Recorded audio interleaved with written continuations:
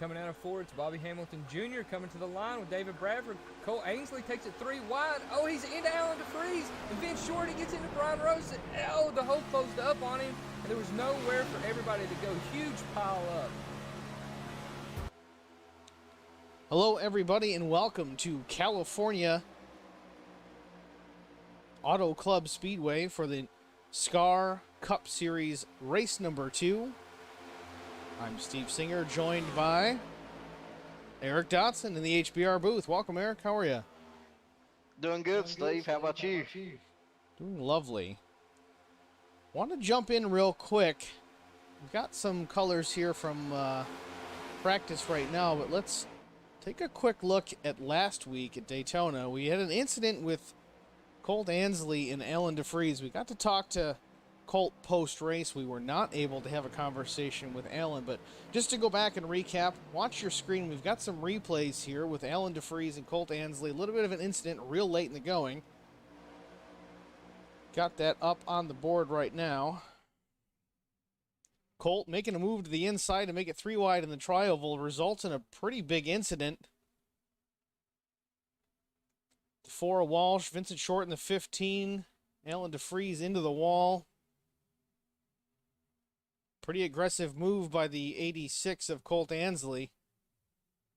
Be real interested to get the take of the 71 driver of Alan DeFreeze. Yeah, I'm interested to see what Alan has to say. You know, Colt basically said it's on to the next race, but I'm anxious to see what Alan has to say. Well, let's see if we can go into Communication Central here and pull up Alan DeFreeze. He is expecting us.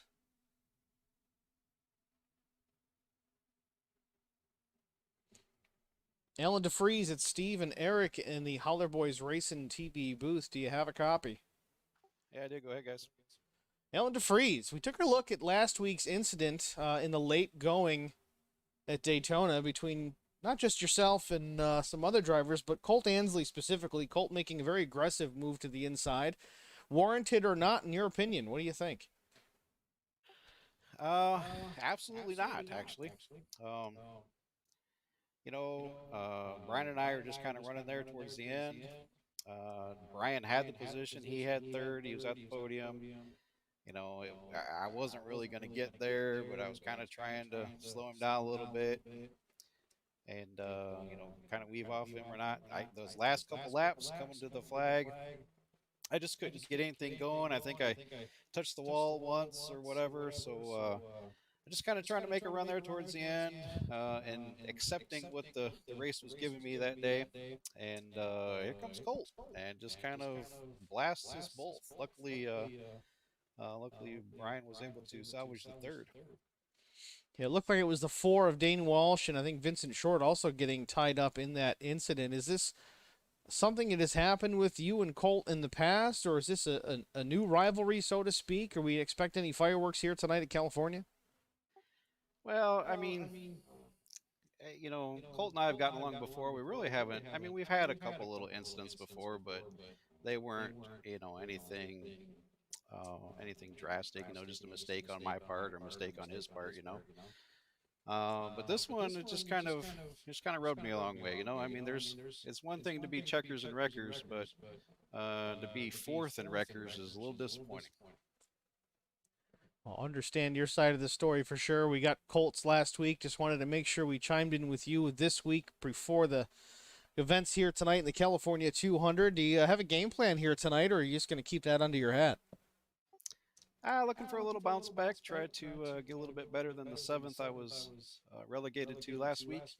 I'm sporting a new paint scheme by Justin Napier, number 54 driver, has picked up painting this week. So he did a scheme for me. I switched over to the Camaro for the rest of the season and run this scheme. So just looking to bounce back.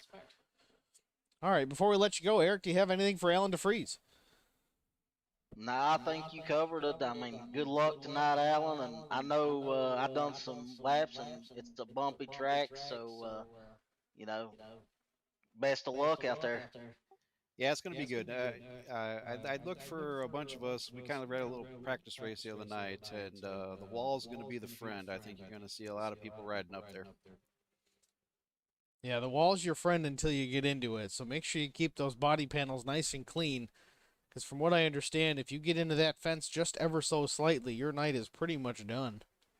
Yeah, it sucks you in. So stay away from the wall and stay away from Colt. Yeah. All right, Alan. That's Alan DeFries. Thanks for joining us. Good luck for the race this evening, and maybe we'll talk to you later on tonight. All right, thanks, guys. Thanks, Alan. It's Alan DeFries, driver of the number 71. Very patriotic livery on that machine. Maybe we'll get a chance here before practice wraps up. Take a look at that machine. He is on the pit lane at the moment. Let's take a look. Once again, we've got some custom cameras here tonight, provided gracefully or graciously. English is not my subject. Math, English, you name it. I was never good at most of it. But here we are, Whiplash Media, providing some custom cameras for us this evening. Really appreciate their help with tonight's broadcast. And we'll see if we can get a peek at the 71 Chevy Camaro. Yeah, we got a lot of great paint schemes out there now. I love the start of the new season and, seeing the new paint schemes like we talked about last week. It's a little late. He didn't have it last week, but better late than never. It's a good-looking car, that's for sure. But to get you caught up in practice right now, the 5 of Mark Truxell, he is fastest in practice. Again, it doesn't mean a ton as far as the ability of the driver necessarily. Mark Truxell is no slouch, but a 40.43. Second fastest is the 89 of Brian Rose.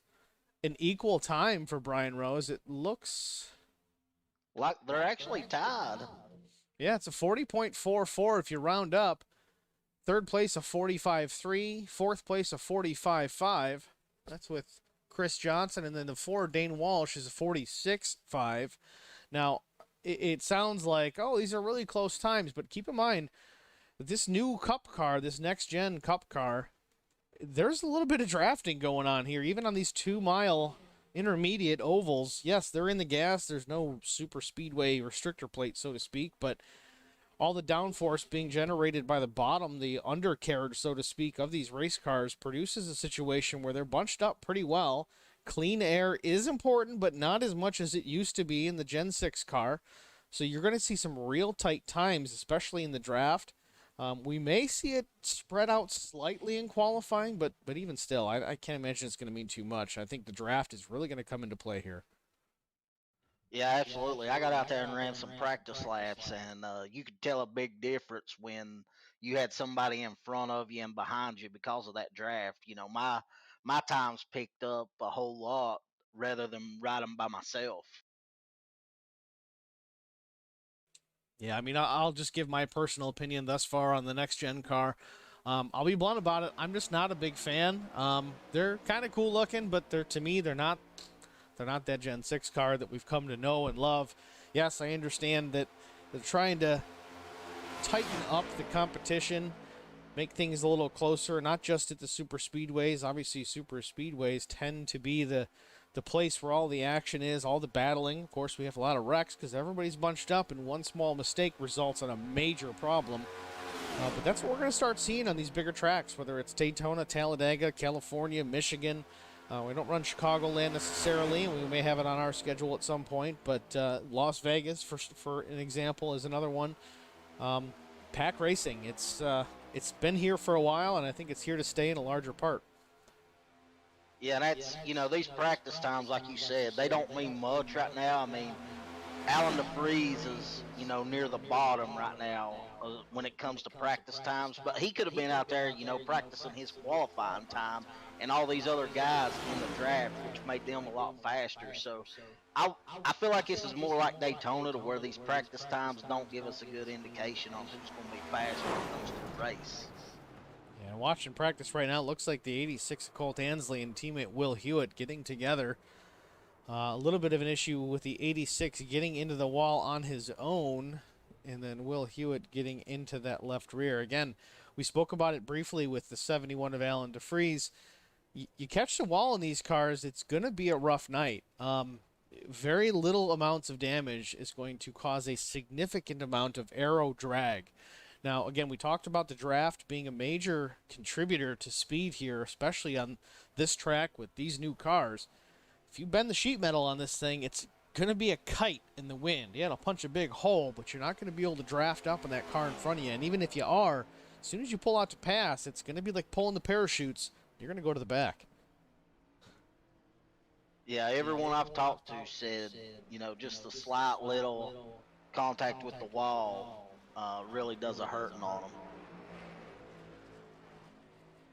Yeah, some practice races earlier on, maybe not this week, but last week. Bobby Hamilton Jr. got into the wall in a couple of those events and just really emphasized, man, if you make contact, you better get it fixed, because if you don't, it won't be right, and you're going to be a lap down before you know it. Yeah, I think this, you know, with this next gen, it could definitely be some great racing, pack racing, like you said. So it looks like we'll get ready to start qualifying here. So who's going to get the pole, guys? Let us know in the comments who y'all taking for the pole. You know what? I'm going to go with Vincent Short on pole in the 15. While I say that, Colt Ansley is on track, starting his out lap, so to speak. Vincent Short is as well. Vincent Short already into his lap a little bit, not on the green flag just yet. Colt Ansley is going to be quick as well, I'd imagine. Heavy hitters, Bobby Jr. Even Brian Rose could be a possibility. What do you think, Eric? I'm going to take Brian Rose for the pole. I got that feeling. I think that'll be his second pole of the season if he gets it. Look, you know how biased we look. Like, this is HBR TV, and I pick Vincent Short with Holler Boys Racing, and you pick Brian Rose with Holler Boys Racing. I don't know if that's going to fly. Well, I will change. I will go non-Holler Boys. I'm going to go with Chris Johnson. Okay, Chris Johnson's a good choice.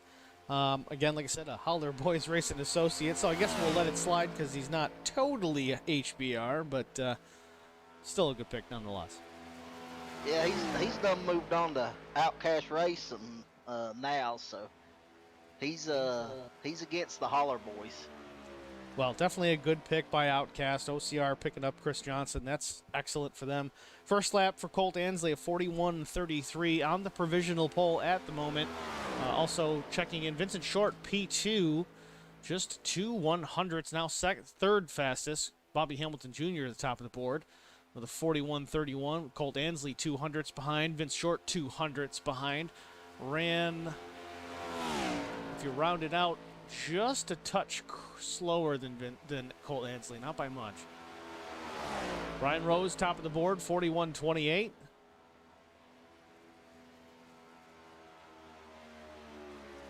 See if Vincent Short can improve on lap 2.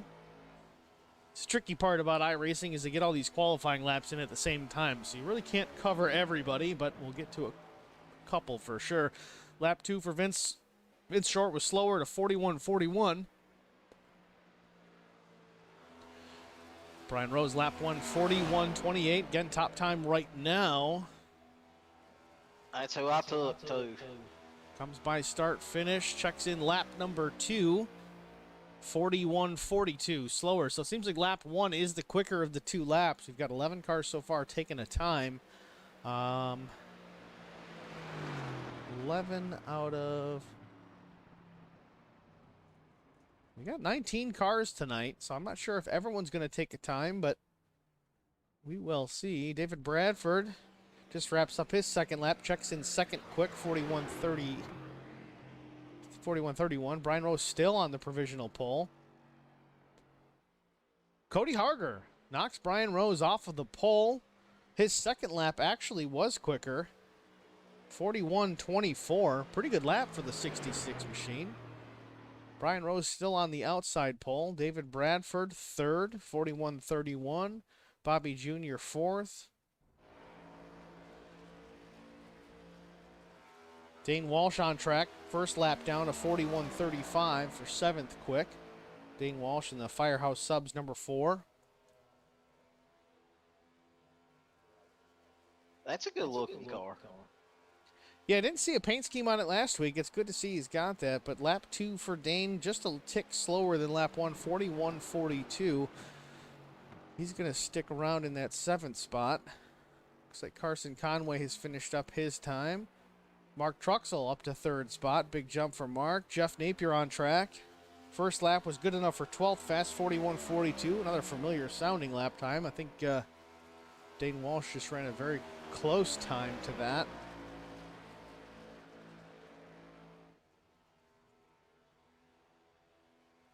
Jeff Napier down on the apron, trying to make the track short as possible. Lap 2. A little bit quicker than lap 1. Good enough for 9th spot, 41.358 for Jeff. Thomas McMullen just wraps up. He's 14th quick with a 41.43. And I think that's going to about do it with everyone that needs to take a time or has chosen to take a time.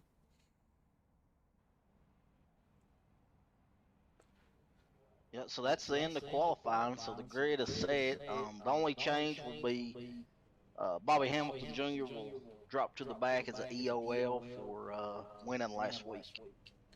So qualifying results, we show Cody Harger on pole with Charger Racing, the number 66 Plasmine Technologies Toyota Camry. Outside pole, Brian Rose from Holler Boys Racing.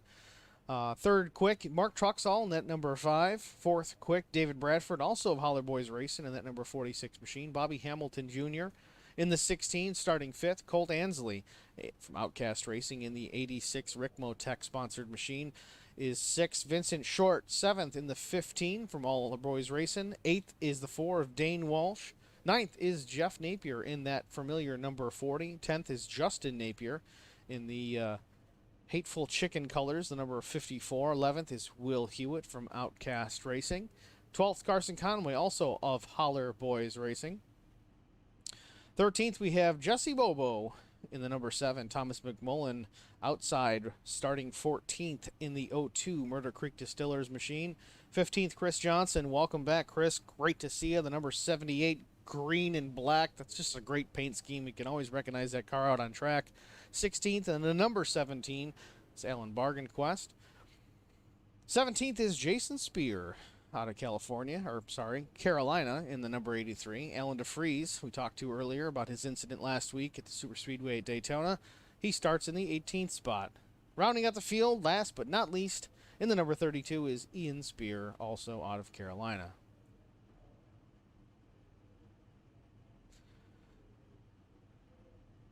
So I guess it'll be 100 laps tonight. Stage 1 will end at lap 30. Stage 2 at lap 60. The drivers will have 4 sets of tires and 1 fast repair if they are involved in an accident. So I think it's going to be a great race tonight. Yep, again, 2-mile oval around Auto Club Speedway. We've got 100 laps for 200 miles. Outside ambient temperature about 65 degrees, 70% humidity, a little bit of cloud cover. Again, we are a night race here, so you can't tell. This bright Musco lighting system illuminating the racetrack. Light variable wind, 6 miles an hour. I can't even see the track temp. My eyes are failing me, Eric. I don't know what I'm going to do. Hey, Steve, is it good? You got me?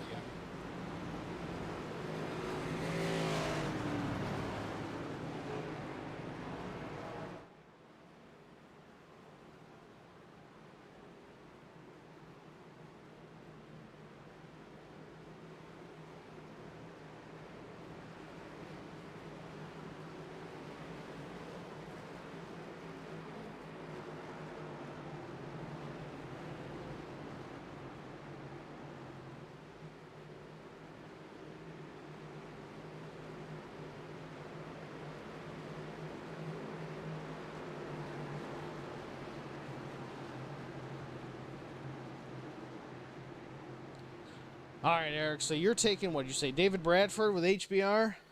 I'm going to take David Bradford with HBR. First win at HBR tonight. You know, I hate to be like Eric, but with the green flag out, I'm going to take Bobby Hamilton Jr. in the 16. Hateful Chicken entry. We're green. Brian Rose gets a good start. He gets to the outside of Cody Harger. Brian Rose in that Popple entry will take the lead into turn number 1. David Bradford files into the second spot. Not a good start for the 66. Yeah, he didn't not get going right there, and it's definitely hurt him on that start.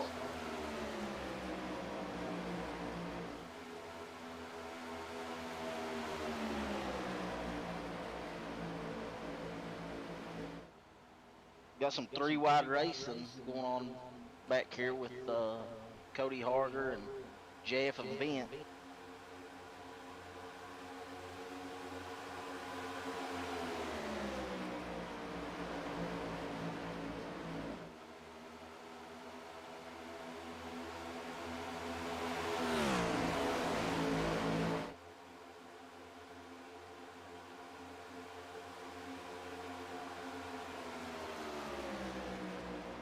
There he goes.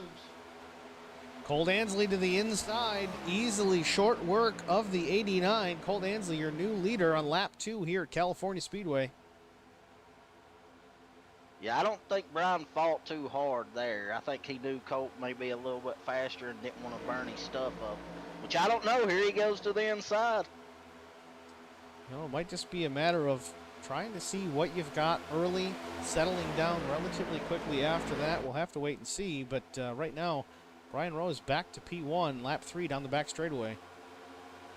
Yeah, and I know, Colt may have pushed it a little bit to lead that lap, but I don't know. It looks like these two are going to battle for it. These bonus points and stage points are so important. Brian ended up finishing 3rd at Daytona and came out of there the points leader because of the bonus points.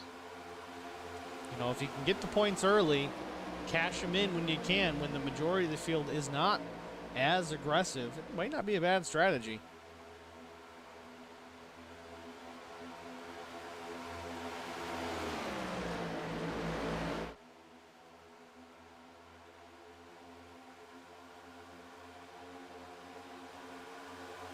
Yeah, it looks like Colt's, I think Brian's a little bit better in the turns, and Colt's a little bit faster down the straightaways, it looks like, which makes sense with Colt being up high and getting that run.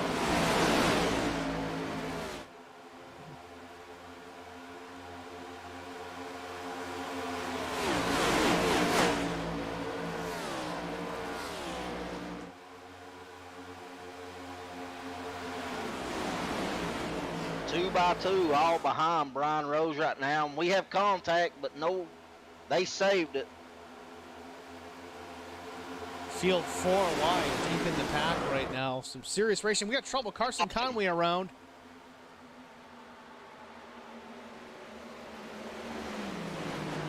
Looks like Carson Conway maybe and David Bradford may have been involved in this as well. A little early for the Hateful Chicken instant replay, but let's go back and take a look, see what we can come up with.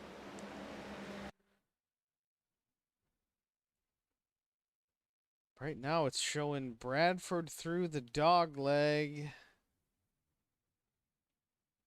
Thought this incident happened on the backstretch, but it looks like the 7 may have scraped the wall slightly.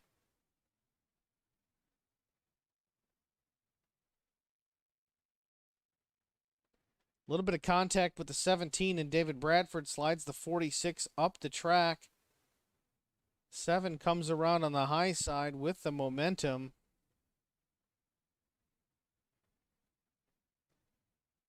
Yeah, and looks now like Carson Conway clips the 17 as well. A little bit of netcode there, slams him into teammate David Bradford, the 46, down the backstretch. Unfortunate early incident for 2 Holler Boys racing machines, Carson Conway and David Bradford. Yeah, Brad, I can see David's car on the replay here, and it's absolutely destroyed. So he'll have to burn that fast repair right out of the gate. And I'm not sure about Carson's damage done to his.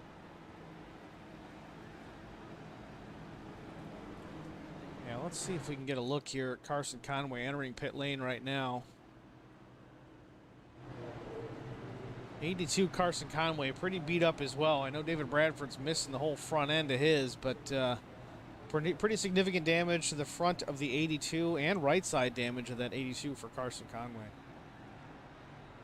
Yeah, I mean, that's unfortunate to have to use your fast repair 7 laps in. And, you know, Scar's doing the team championship, so this, you know, this is going to make these guys be a lot more conservative going forward, and they're going to have to play their cards right. Well, Brian Rose continues to lead here under caution. Caution on the Speedway here at Auto Club Super Speedway. Sorry, not Super Speedway. It's not super if it's only 2 miles. Still a great place for action here tonight. California 200. Lap 7 in the books. Brian Rose is your leader. Second is the 4 of Dane Walsh. Colt Ansley in the 86 Rick Motec machine. He runs third. Bobby Hamilton Jr. in the 16. Of course, the Hateful Chicken. Beautiful colors on that Ford Mustang. He runs fourth, and fifth is Cody Harger, our pole sitter on the 66 Plasmine Technologies Toyota Camry. Not a great start for the 66. He started on pole, but I don't know if they just got the jump on him tonight or what the case is, but he's relegated back to the 5th position.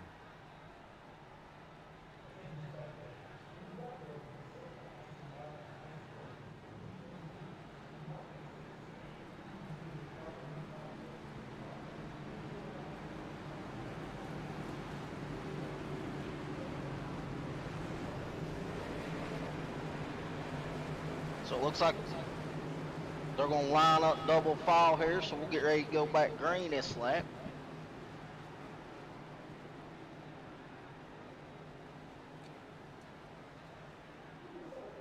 You know, Steve, when I was practicing here earlier, this is a very rough track, especially down the backstretch. I know a lot of these drivers like to ride up against the wall, and I think that's the roughest place on this track. So I think if you see a lot of them up there, I wouldn't be surprised if you may not see them you may see them tap the wall. Yeah, I mean, California Speedway, Auto Club Speedway, very bumpy for sure. We used to think, oh, California, it's one of those new intermediates. Well, it's kind of been around for a little while. You know, the hot California sun has been aging this track for a few years for sure. It's got some character. It's got some bumps. And this is going to be the next Atlanta, so to speak, where these drivers are just begging and pleading. Don't repave me, because it does put on some pretty good racing. But it, like Eric was saying, it's pretty bumpy.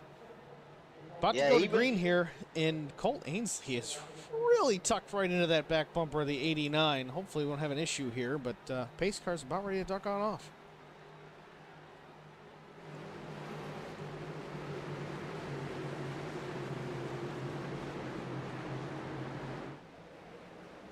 Ooh. A little bit of separation mid-pack. Brian Rose does get out with a good jump. Looks like Justin Napier may have punched it soon and had to go to the bottom. Colt's wasting no time challenging Brian for the lead.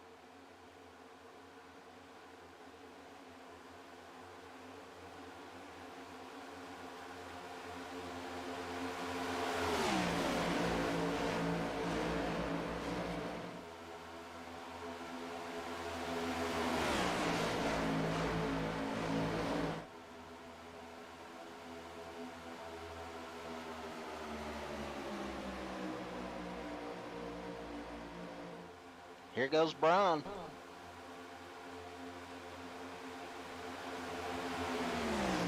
Brian Rose looking back to the inside of Colt Ansley. I don't think he's going to be able to clear him here. No, but Colt wasn't able to clear either until he got through 3 and 4 last lap. We'll see how this one pans out. Colt does have the advantage with help from the 16 of Bobby Jr.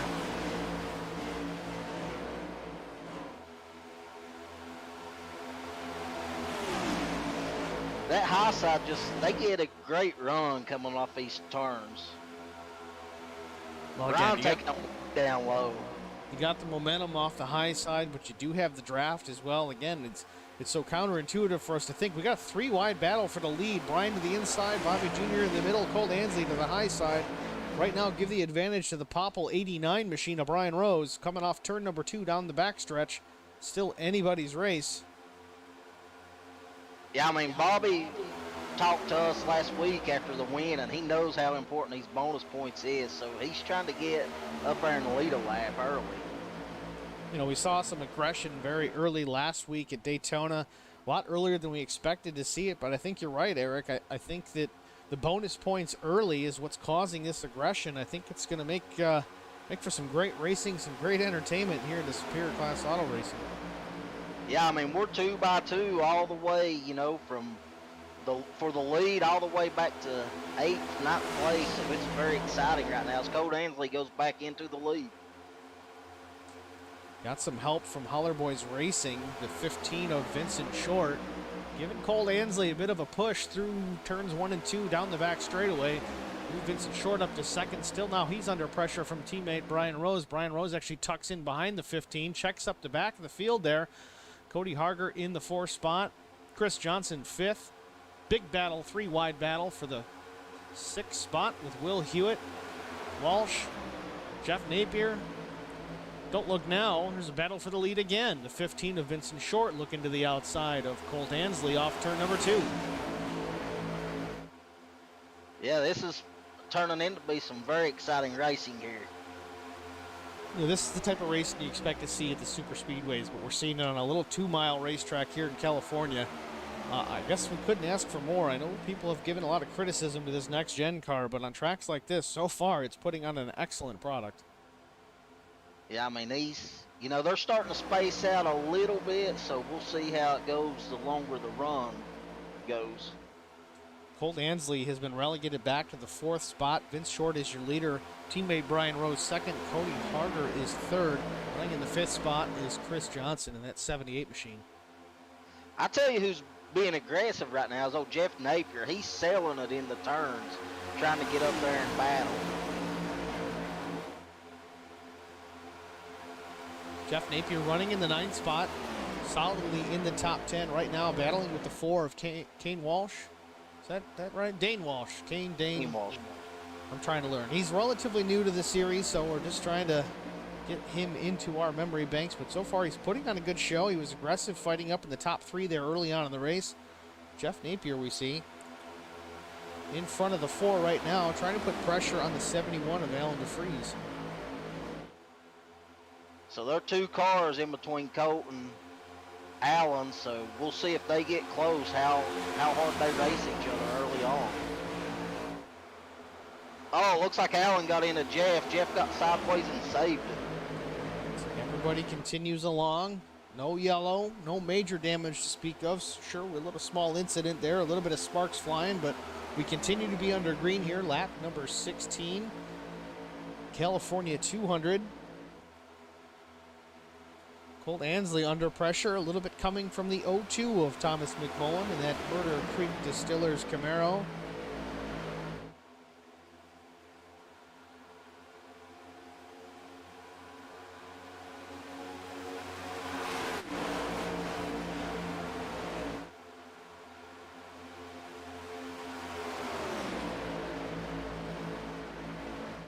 Brian Rose looking for a way around teammate Vincent Short, this time by putting on lap number 17. It's still the 15 of Vincent Short as our leader.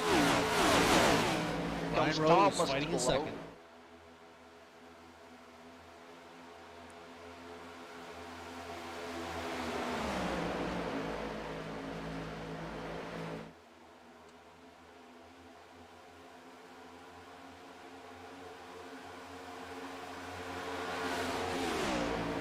I think you can see the draft playing a big effect here. Thomas went low, nobody went with him, and he lost 2 positions really quick there. Yeah, looking at the draft right now, I mean, the high side has a pretty good group of drafting partners. It's going to go right on by the 89 of Brian Rose. It's going to keep Vincent Short in the lead, move Cody Harger to P2. Colt Ansley is in 3rd. Chris Johnson just nosing out in front of the 89 for 4th. Let's see if Brian can make his way back by off turn number 2. He's side by side for that position. Yeah, I mean, he lost 3 positions just, going to the low side and nobody going with him there.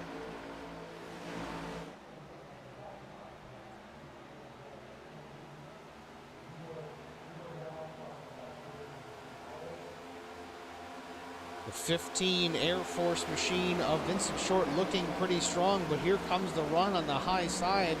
Move Cody Harger to the lead with a push from the 86 of Colt Ansley.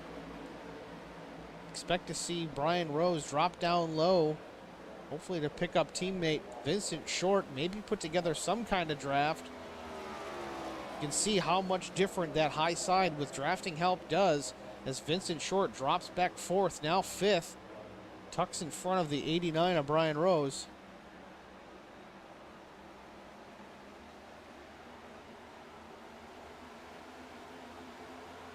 Yeah, you know, I think these guys are going to get a little bit more racy. You know, we got 10 laps to go to the end of stage one. I mean, we can't say it enough. These bonus points and these stage points can make all the difference when it comes to win that championship. Yeah, bonus points are going to be key, but man, if they get any more aggressive than they have been to this point, I don't know if we're going to keep these cars going the right direction. Yeah, it looks like the top sevens, you know, they've got about a 2.5-second lead over the rest of the pack from Brian Rose to Dane Walsh. You know, 2.5-second gap there. So I'd say these guys are going to get racy here probably in the next 5 to 6 laps. Coming to the line, lap 21, Colt Ansley taking a little bit of a look to the inside of Cody Harger. As we get into turn number 1, don't know if he's got a position to make the move for P1. He's going to tuck in still in the back bumper of that number 66.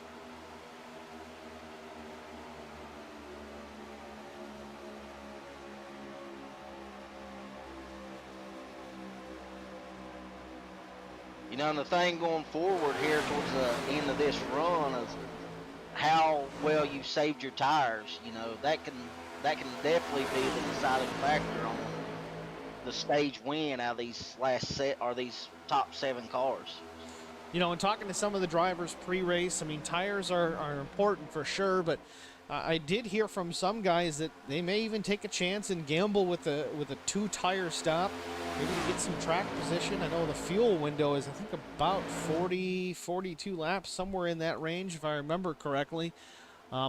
Some of the guys I spoke with didn't seem to think that fuel was going to be an issue. It's more of a tires game. Again, with these close quarters racing with the draft, maybe they expect cautions to come out. We're going to have to wait and see. Like I said, we got stages, but that last stage is going to be key. If it goes green from beginning to end, these guys are going to have to make a green flag stop. I know we say, oh, if it goes green. Yes, there's always a big possibility for cautions late in that aggressive last stage, but what if not? What if these guys make it work? So we see the 86 look to the inside of Cody Harger through turns 1 and 2. He's making a move for the lead off the backstretch. A little help from Chris Johnson in behind the 86. Drafting help there, but also a big pack of cars on the high side for Cody Harger. Still side by side into turn number 3. Looks like Colt Ansley's going to clear the 66, but Chris Johnson sneaks to the inside of the teammate. The 86 is under attack from teammate Chris Johnson in the 78. Yeah, they're getting racy. Them bonus points means everything, and I think it's just going to get even more racy here near the end of the stage 1. Colt Ansley going to have to make that number 86 Chevrolet awfully wide here in the closing laps of this stage. He's got pressure from the 78, the 66, and both lanes have help. Which lane do you block? Do you block your teammate? Do you block the 66? He's going to have to block the 66 for now. It seems to be the powerful line. It's looking like a lot of these guys are not wanting to go to the low side, even if somebody else is out there. I think it's because of the runs coming off the turn, but it looks like everybody's preferring to stay up top. Well, again, that top side seems to be, I mean, that's where your drafting help is. That's where your strength in numbers is. You know, if everybody decided, oh, I'm just going to run down low because that's where all the cars are. Is it because of the draft? Is it because it's the preferred line? It's kind of hard to say right now. I think we'll see some guys try it here in these closing laps. Brian Rose keeps peeking out to try, but he just hasn't pulled it off. And here he goes as I talk about it. Brian Rose looking to the inside, maybe a little contact with him and Cody Harger. Brian Rose trying for that second spot. Again, Eric mentioned many times here with points, it makes a difference here. Didn't work out for the 89 as he actually loses a spot to the 02 of Thomas McMullen.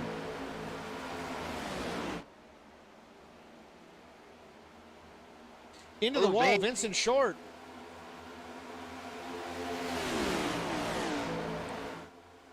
Yeah, that actually, you know, that unfortunate for Vince, and I know him and Brian was probably on the radio trying to plan something up. They were right there together.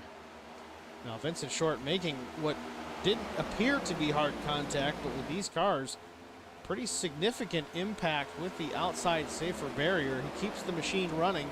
He's in the 6th spot, but already losing ground to the 78 of Chris Johnson. Will Hewitt on his back bumper, lap 27.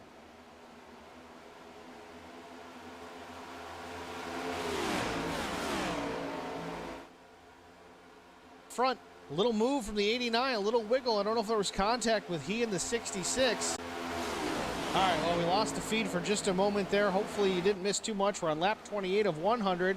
Colt Ansley is still your leader. We have not completed stage 1 just yet.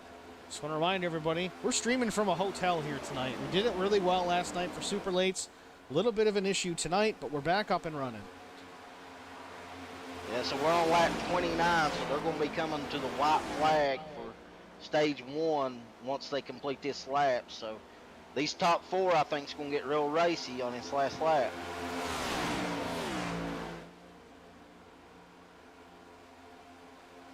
Colt Ansley still leads. Thomas McMullen looking aggressive in that rear view mirror. Thomas McMullen a little bit in the wall coming off of turn number 4.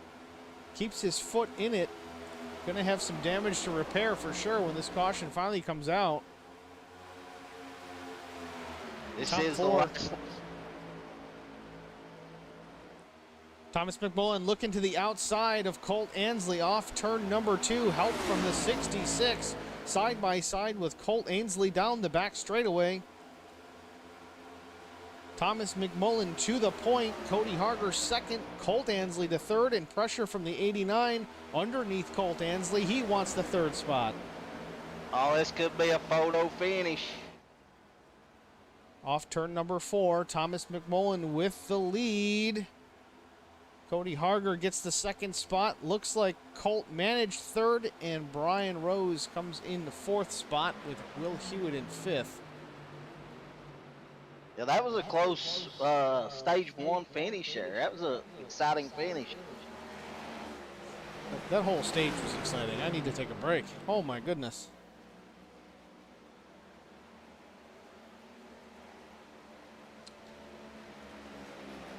All right, well, speaking of break, let's take a real short one. Back before green for sure. Lap 31 of 100, and we will return.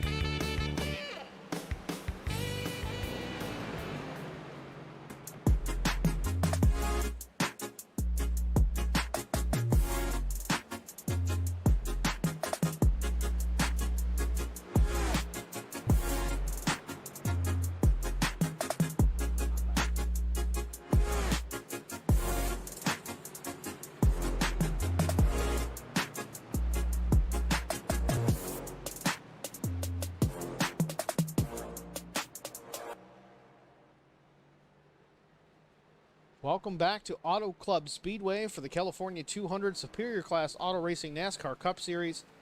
33 laps into this 100-lap event. Cody Harger's your leader. Brian Rose second. Colt Ansley third. David Bradford fourth. Mark Truxell is fifth.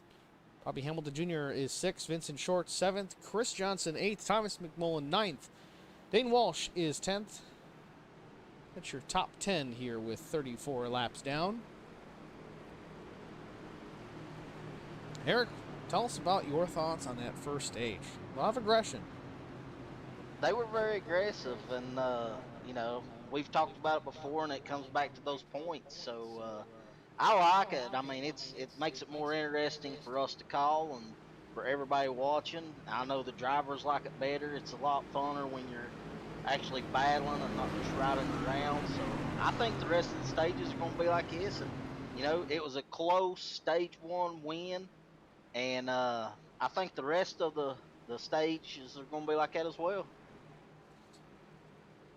Yeah, I know at Daytona, stage 1 was aggressive. Things got kind of relaxed in the middle and then picked up pretty significantly later on. But that's kind of what I foresee happening here.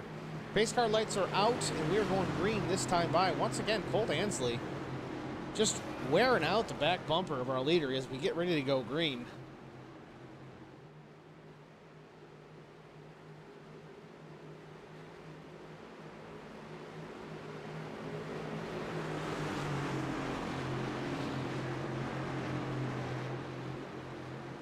Pace car hits pit road.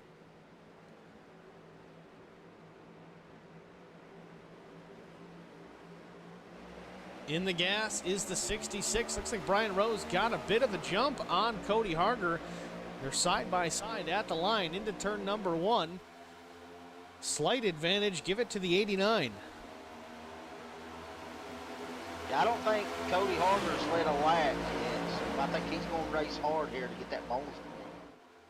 Yeah, bonus points are key. Leading laps are very important. Again, Cody Harger, our pole sitter, 35 laps in. You haven't led the lap yet. You're going to fight hard early on. I think these guys all stopped for tires first caution. David Bradford now tucked in behind Brian Rose. A little bit of help for teammate 89, Papa Machine. Cody Harger down low. Colt Ansley in behind him. But Bobby Hamilton Jr. on the high side also helping out the 89 and the 46. Give that lap lead again to Brian Rose. David Bradford wastes no.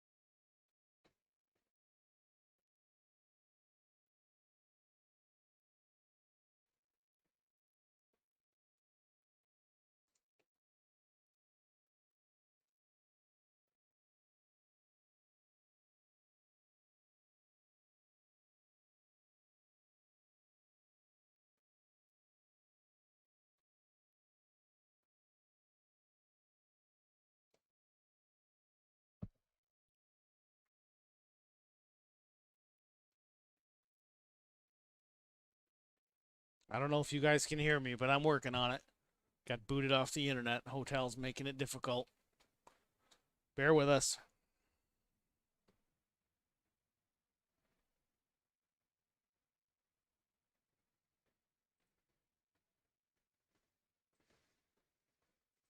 I had the stream up, and we can hear it, Steve, on the stream. So Right now I'm locked out, so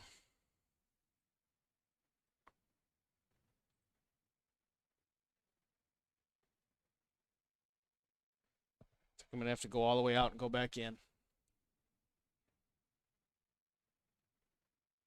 So we are under caution right now for you all still watching. You know, we're having the video problems, but we are under caution. So, you know, you're not missing that much racing right now. It looks like the 82 of Carson Conway got into the 17 of Alan Barquest. So caution is out right now. Well, that's good. We didn't miss too much. I'll see if I can go back and look at that replay. I don't know that I'm going to be able to, so I apologize to you guys for that. Again, I got in here late Sunday night, about 9:30, which is about, well, time that we're at right now, so I think I signed up for the internet service at that point. I only signed up for 2 days because I was only supposed to be here for those 2 days, but I'm here an extra night, and it looks like it booted me off because, well, 2 days are up. So I've gone back in. I've re-registered with the hotel. Internet's back up and running. The session's loading right now, so hopefully we'll be back up and running as we go back green or shortly thereafter. So don't go far. I see we still got you guys tuned in and watching. I really do appreciate that. The stream is still, of course, looking for that game capture, but we're working on it. We're loading up right now, and there's only so much we can do with the circumstances and the cards that we've been dealt. But don't worry, it's going to be back momentarily. These things happen even to the big boys like NBC and FS1. It does happen. Not very often, but it's all how you recover.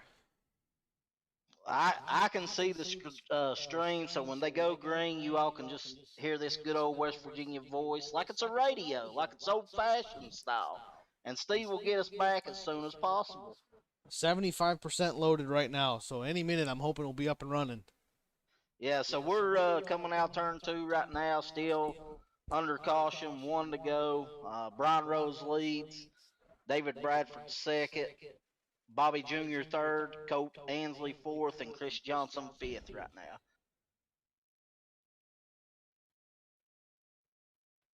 All right, Sim says 100%. I got that beautiful California Speedway sunset in my face. I think we're up and running. Be right in time for this restart. They're going into 3 right now.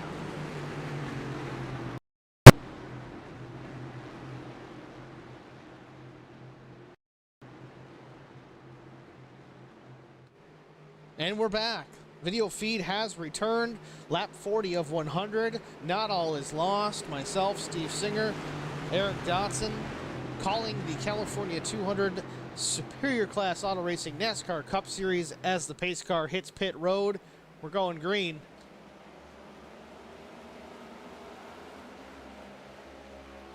David got a huge jump there. I'm not sure what happened there. Well, I believe was Brian the leader or was David the leader? Again, I couldn't see the details on that. I think it was Brian, but it looks like we're under caution again. Not sure. Did they wave off the restart? No, caution is out. I think Bobby Jr. was involved maybe in an incident. I don't see anything on that.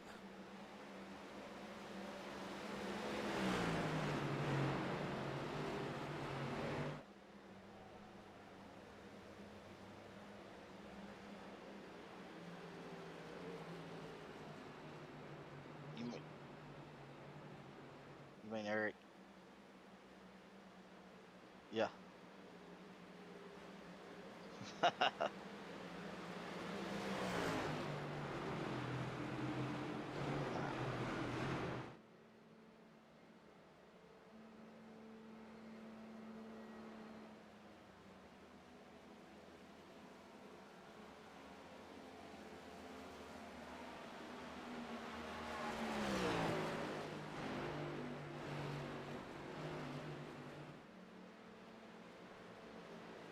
Yeah, so I'm not sure what the caution was there. There was a caution thrown, and I didn't see any type of incident, so not sure what happened, but they're going to line them back up, and we're going to go green again here.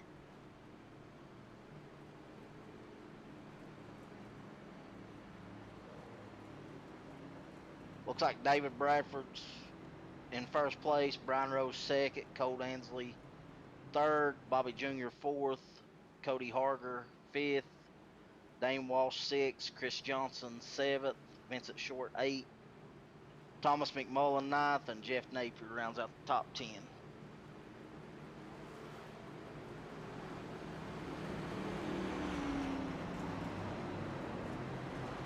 Looks like David Bradford has chosen to take the high side on this restart. So, you know, I think a lot of guys are going to run that high side just because you get the run off the turns, and it looks like it's been the most successful line so far tonight.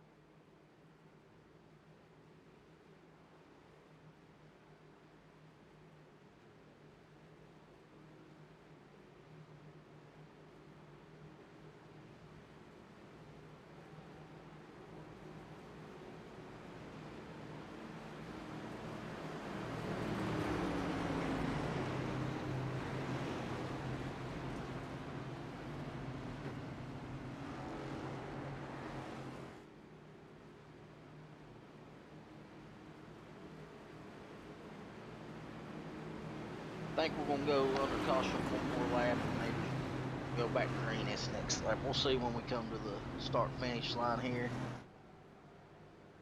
They will run to lap 60, and that'll be the end of stage 2. So I think, you know, near the end of that, it's going to get racy again.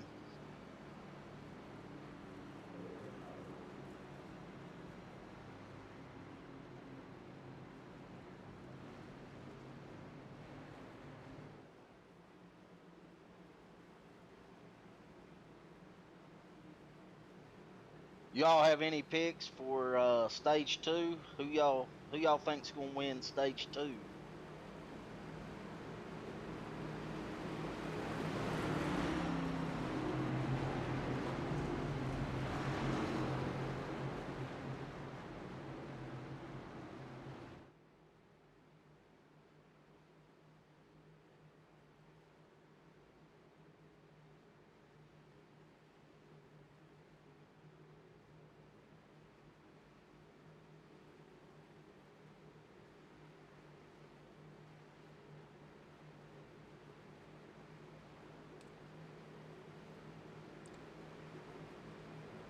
"44 laps into this 100-lap event here at Auto Club Speedway. Getting ready to go back green. We've got full signal. We got internet restored. We got the stream up and running. We got me and Eric Dotson in the booth. What could be better?" I asked them who's gonna win stage 2, and we got one for Cole, one for Vince, and Debbie Rose asking me who I think. I'm gonna go with David Bradford. I'm gonna go with, that was probably Terry, Nikki, and Debbie. Yeah, I know Debbie's not gonna like that pick. Hey, Melinda, I can't imagine who you're gonna pull for here. Pace car down, green flag in the air. David Bradford on the gas again. A great jump once again on this restart. Bobby Jr. in that second spot on the high side. Brian Rose down low in P3. No help for the 89. Don't know how this is going to work out for him. We'll take a look off turn number 2.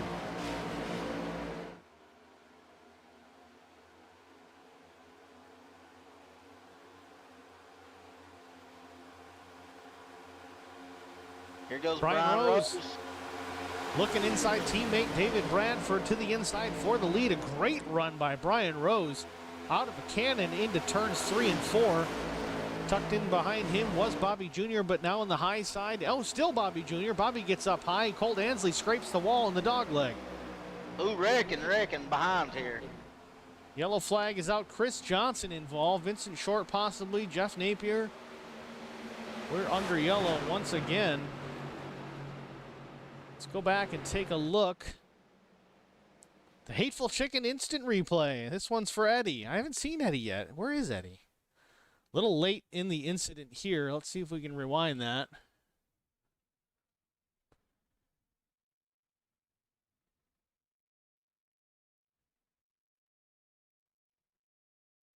Going back a little further.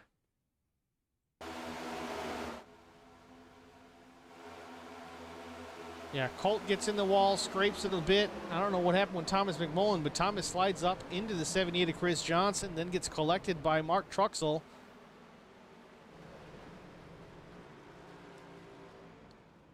Yeah, largely an incident with the 02 of Thomas McMullen and the 78 of Chris Johnson. See if we can get a better look at it. It's happening earlier in the replay cut. There wasn't a yellow until late after the incident began.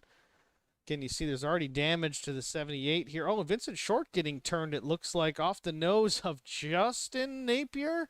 No, Justin Napier tucked in behind the 15. Jeff Napier to his inside. We'll take a look at that as well. I think it looks like Chris may have got in the wall or was about to get in the wall and jerked the wheel to the left and got down into Thomas.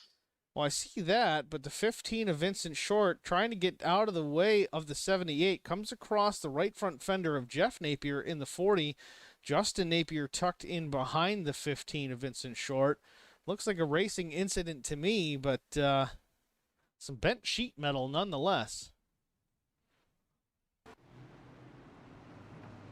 Yeah, it looked like, I think Vince was trying to go low there to maybe miss that wreck and, just got into Jeff. You can't go on real estate that's not there, and, Jeff had that real estate, it looked like. Yeah, the same token, if you're trying to avoid a wrecking machine, you're going to come down. Unfortunately for Vince, Jeff certainly cannot see the 78 on the outside of Vince Short because, well, Vince's car is in the way. So he doesn't know that he's coming back down and that Vince might be trying to avoid that machine, but it is what it is.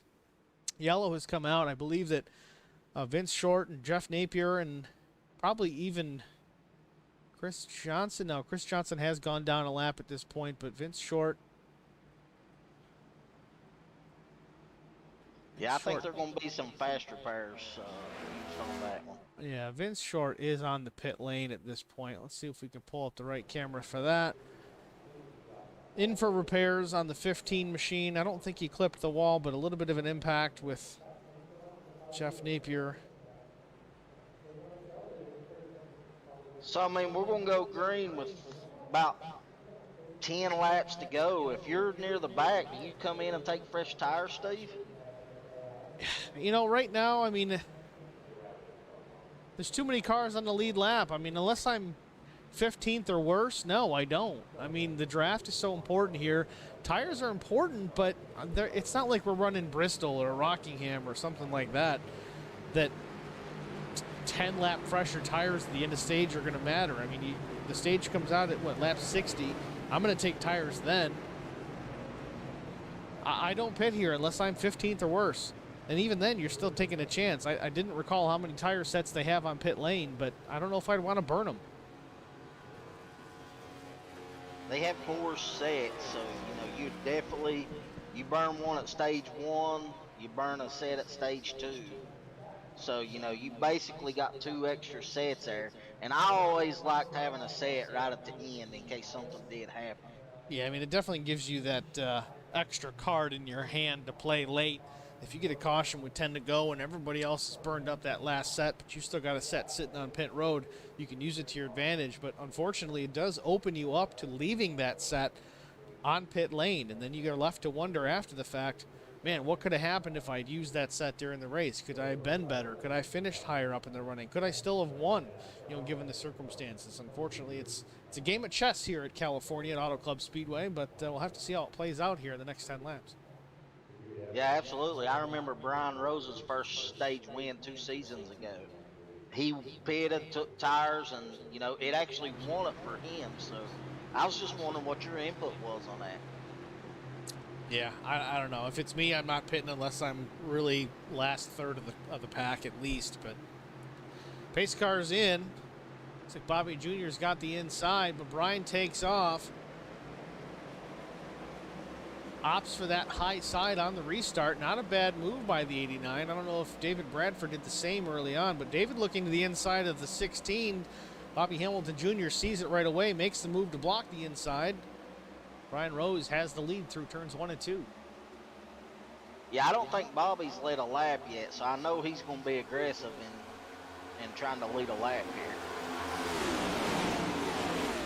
Down the backstretch. Brian Rose, David Bradford on the high side, Bobby Hamilton Jr. with a run to the inside, trying to make a move for the lead. through turns 3 and 4. Bobby Hamilton Jr. not quite clear just yet. Tries a side draft on the 89. Brian Rose slips up the track, doesn't make contact with the wall, but at the line, it's still the 89 with the lead. David Bradford second, and Bobby Hamilton Jr. back to third.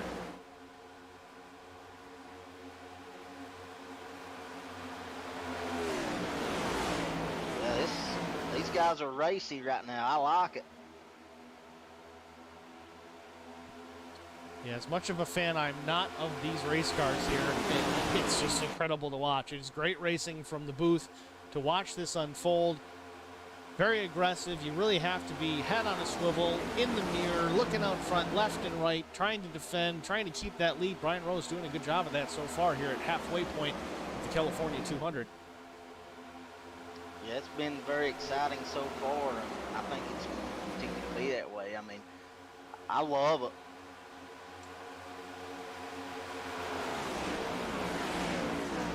You can see these cars, you know, Cody Harger just got a humongous run.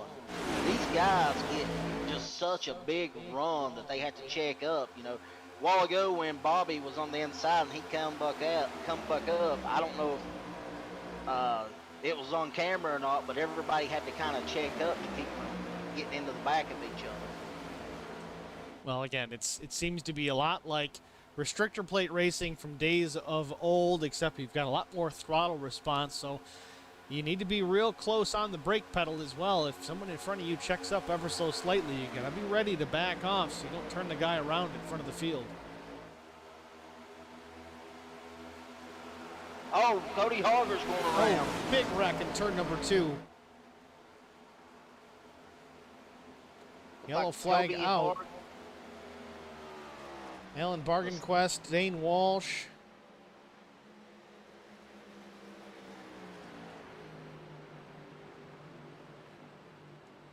Let's see if we can see what happened here.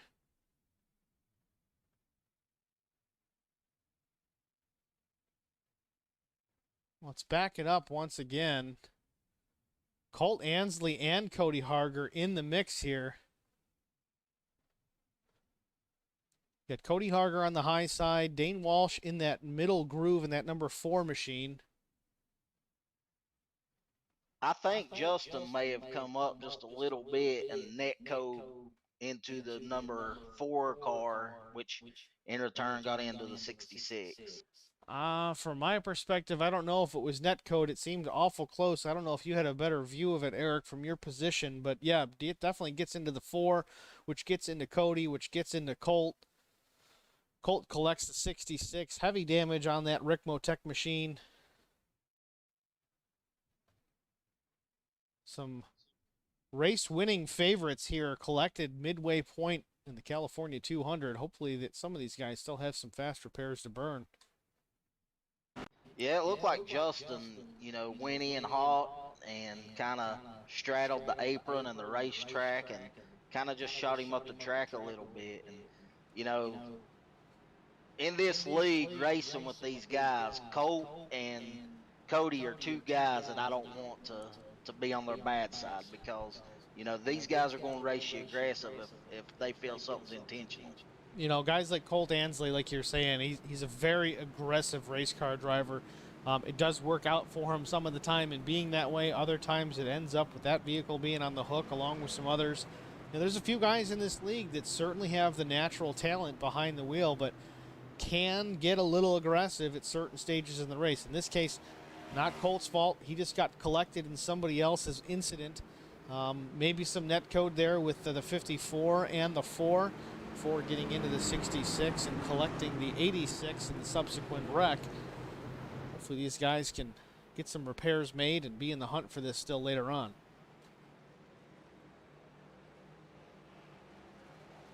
Yeah, I mean, Justin Napier has taken responsibility for the wreck. He will have an EOL at the restart. Well, net code or otherwise, if Justin's taken the blame willingly, then he knows that he must have had an issue, lost the nose, slid up the track, and if it wasn't the net code, he would have hit him anyway. Sometimes you can blame it on net code, but if you really look at the reality of things, if he was sliding up the track, he may have hit him without it. It's tough to say, but It's kind of the man's agreement, gentleman's agreement to say, "Yeah, that was on me," and Justin falls on the sword and takes the EOL.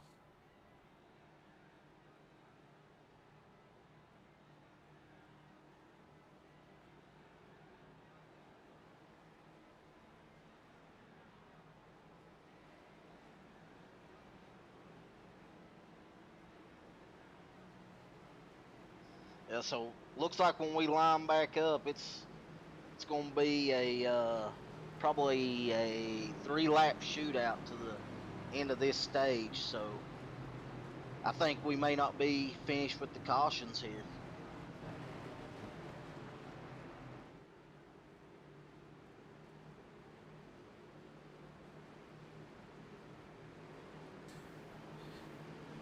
Might help if I unmute my microphone.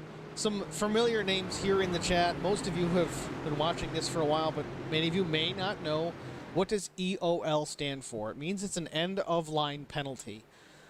Most leagues, and I think even in SCAR, if you cause an incident that brings out a yellow, they want you to call out your screw-up, so to speak. You know, yep, that was me. I caused the caution. Give me the EOL. Put me to the back of the line. It's basically to discourage over-aggressive driving. You know, we want you to be aggressive. We want you to pass and do what you can to get up front, but don't drive over your ability level, and that's what that's for. So Justin called out the EOL for himself. He took it. Like I said, he fell on the sword, and that's why he's at the back of the pack. Yes, so we'll see if he makes a charge to try to get some stage points here and pace cars off. Get ready to go green.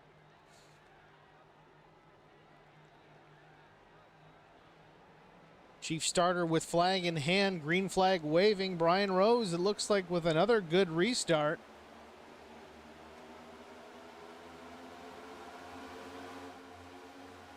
Into turn number 1, easy advantage for the 89. David Bradford in the second spot in that number 46. Natty Light Machine, most popular beer in Florida, in case everybody's wondering. You'd think it'd be Miller Lite or Bud Light or something like that. Nope, Natty Light's got them all beat. Into turn number 3, still 89.46. Now it looks like we've got Ian Spear in that 32 machine up to the 3rd spot. Haven't heard from him most of the night, but here he is in the top 3. Yeah, he's came out of nowhere and going to be right here for the end of stage 2.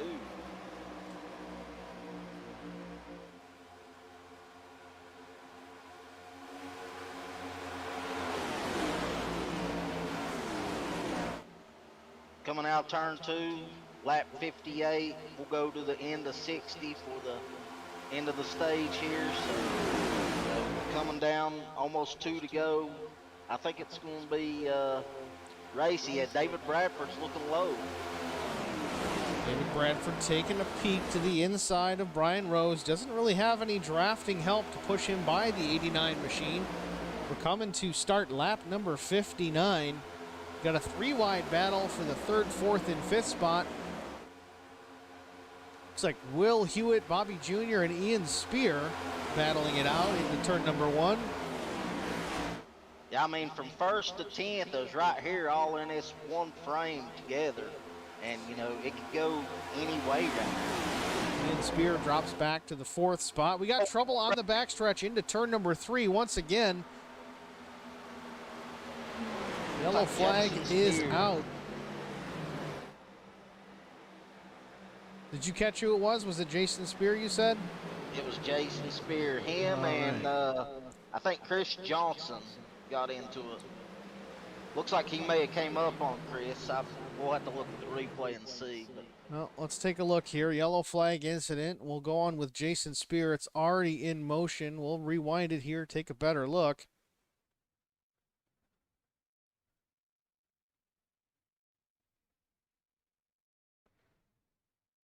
Jason Spear in that blue number 83 Toyota.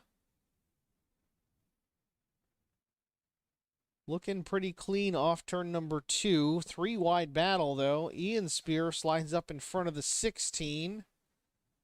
So far, so good. They make it to the backstretch. Bobby Jr. coming down in front again now of the 83. collects Chris Johnson a little bit. Yeah, just side-by-side racing. I can't really tell from this perspective if it was netcode or not. I know the 0-2 with Thomas McMullen did drop out slightly for a moment there. I don't know if that was a distraction that led to that incident, but needless to say, the 83 of Jason Spear backwards on the back straightaway. Yeah, Jason had said on the radio that somebody kind of blinked out, and next thing he knows, he was sideways. You know, but if you look at the replay, it looks like he may have come up on Chris Johnson, so absolutely that could have distracted him and him not realize Chris was up there. This is going to be the stage caution. I know it was brought out due to an incident, but we're right at the lap mark for this. So we're going to try and go back. Maybe we can take a look and see a better replay here. If we can get a better indication if there was some contact with the 83 and the vehicle to his outside. Again, already in motion. Let's back it up a little bit here.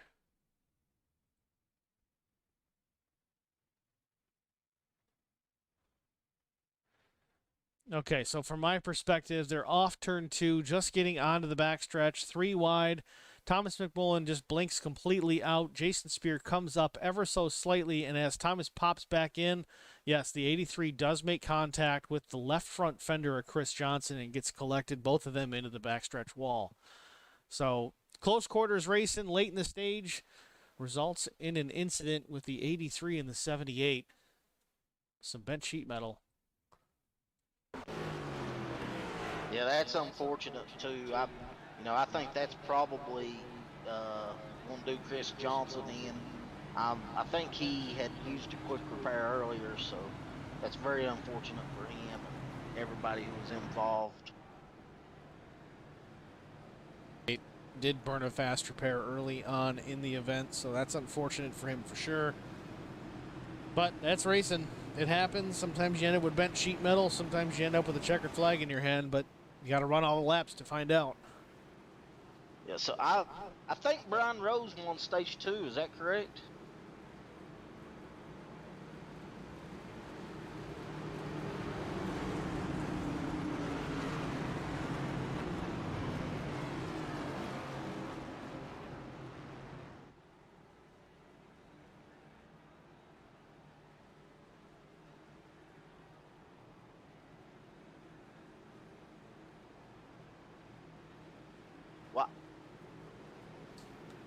Yeah, I think some of these guys may have pitted at that last caution for track position.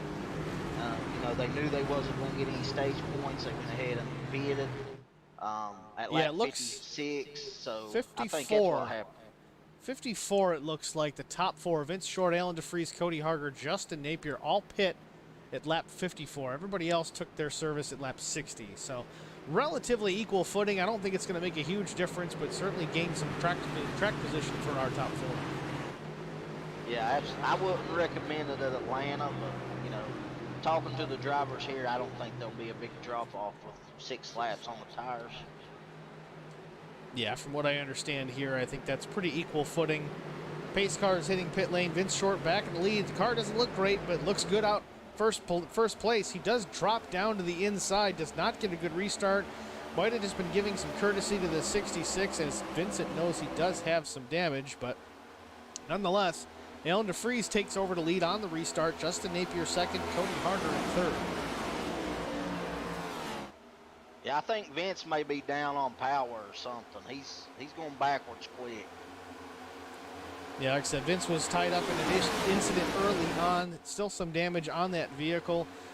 Maybe he did not have a fast repair to burn or just didn't want to use it up just yet. Either way, a little bit off the pace for the 15 Air Force machine of Vincent Short.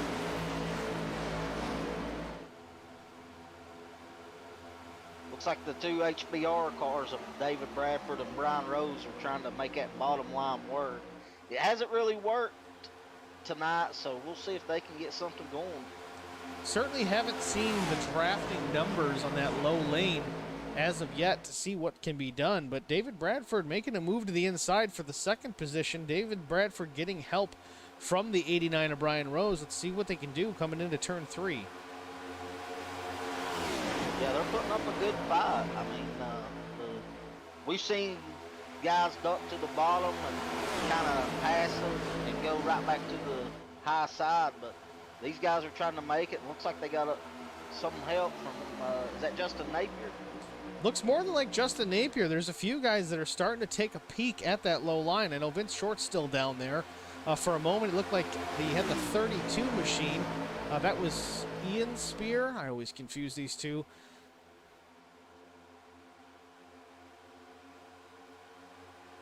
Ian Spear in the 32. He's down low right now. Looks like Jeff Napier's down low. They've got two lines. Looks like Jeff's kind of picking between high and low. Not sure what his plan is there. I don't know if he knows or if we know or if anybody knows. But either way, up front, still Alan DeFries. Cody Harger second. Somebody scraped the wall off of turn 4 there. It may have been Will Hewitt in the 33 or maybe even Alan DeFries as he's starting to drop back. Lost the momentum. Cody Harger to P1. I think it was Alan DeFries. If he didn't scrape it, he was right there on. Definitely some right side damage to the number 71 machine of Alan DeFries. He definitely got into the wall coming off that last turn, turn number 4 on lap 65. Yeah, I mean, he was leading the race and just barely scraped the wall. And, you know, hearing Bobby Jr. talk, that's all it takes here to really foul you up. Yeah, again, these new next-gen cars, very sensitive to body damage, and especially when most of the downforce on these machines are created by the floor of the car, the underside of the lower floor pan. If you got body damage, it's just going to create drag on that machine, and unless you've got something in front of you breaking that wind or that wind resistance, you're in trouble. You're going to drop back relatively quickly, and as you can see, he's already, well, he's actually hanging in there like we talked about. You get that car in front of you to break up that wind, break up that air resistance, you can kind of hang. But I bet if the 71 pulls out to pass, he's going to have some troubles unless he has some serious help. Looks like Brian Rose taking it 3 wide for third. Well, fourth now as that high side just starts freight training him and Cole. Brian Rose to the inside of Cole Ansley, the number 86. Looked strong early. Brian Rose were battling up for that first and second spot. Now a little bit mid-pack. 6th and 7th is the prize to be won here between them. Brian Rose looks like he may have cleared the 86 off turn number 2. He does. A little bit of contact with 86 and Justin Napier off of turn number 2. Down the backstretch once again. No help now for the 89 as he looks at the back bumper of teammate David Bradford. Wow, we was watching all that going on, and I thought David Bradford was leading, and now, you know, he's back in 4th place, 5th place. Said it's like watching a super speedway race from back in the day. The lead changes every couple hundred yards and every lap. There's like 3 or 4 different leaders, and who knows who's going to do it next. And the action is nonstop here at Auto Club Speedway in the California 200 as Cody Harger, our pole sitter, continues to lead.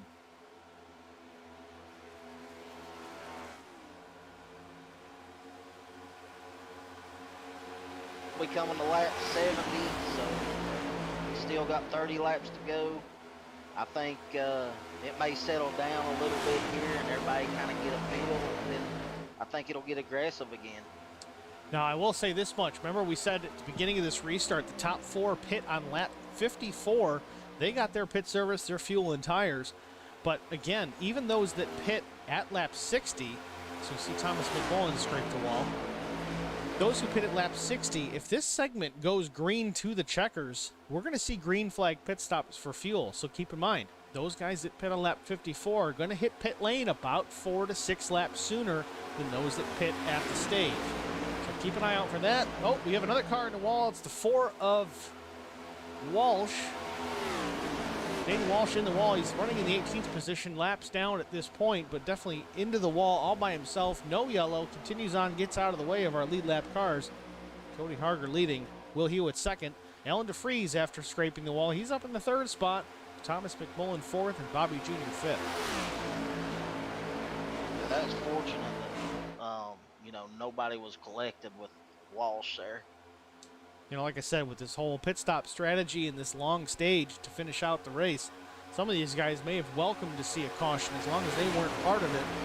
Get that last pit stop done and out of the way under yellow flag conditions instead of trying to make that green flag stop. We've seen so many instances where time can be gained and lost in significant amounts getting on and off of pit road, whether it's your entry to the pit lane to get it woed up just enough that you don't lose any time, but you don't speed on entry, but also getting into that pit box without sliding through it and having to back up and waste valuable time on pit lane.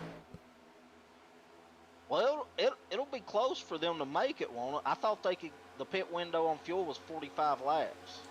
I think if you're drafting, yes, but if you're out front, you're burning fuel at a higher rate than everybody else. And from what I understood, if you're leading, you're not going to make it. I know for sure those guys in pit on lap 54 are going to be in trouble.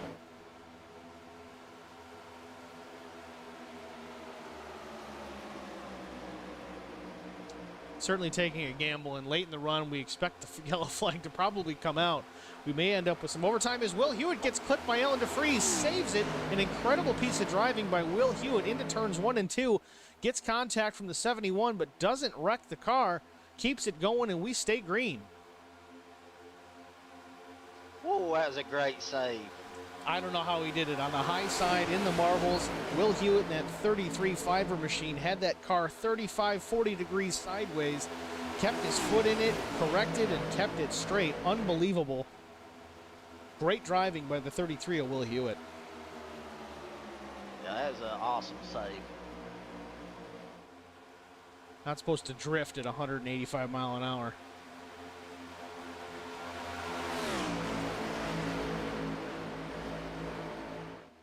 They've been a few instances where it's happened tonight, and these guys, you know, have been able to save it. So hopefully that don't happen again. Well, again, it's a testament to this new car. They put on a great show, but if they do get sideways, they do show a tendency, at least on these ovals, that you can save them. You can bring them back, straighten them out, and keep on trucking. I know road courses are a little different with those. It seems that once they're gone, you're gone. They're going around, but not so much here. One thing I've noticed here in this last stage is these guys are not giving like they did earlier. It's Alan DeFries. I think it's Alan DeFries just tapped the wall. Yeah, Alan DeFries seemed to ride the wall all the way through turn 1. Came off of it midsection of number 2. So he's still hanging in there. Kept his foot in it, but getting passed now by, looks like David Bradford in the 46. David Bradford up to the 5th spot.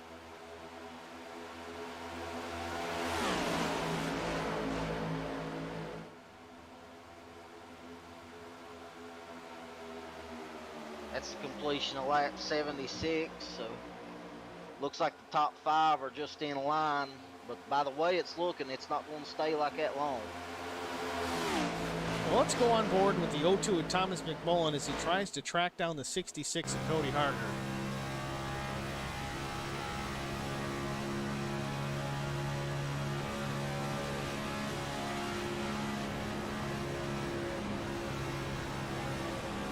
I think Thomas is just doing a little bit of riding right now.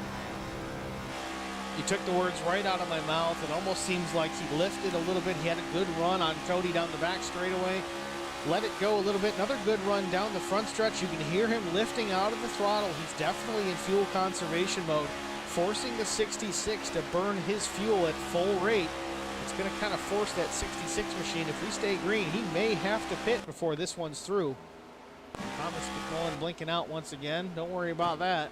Meanwhile, we'll ride on board with Colt Ainsley instead, just because we can't keep a good signal. Here we are with the 86 of Colt Ainsley. You know, and I think that may make Colt be more aggressive early on because, when I race and somebody's blinking out in front of me, it's kind of a distraction, and I just want to get by them. So I think you may see Colt be a little bit more aggressive here. Yeah, I would have to agree. All the times that I've been racing with Thomas, Thomas is a very clean racer, that's for sure. He's quick, but he's not super aggressive. He's very calculating.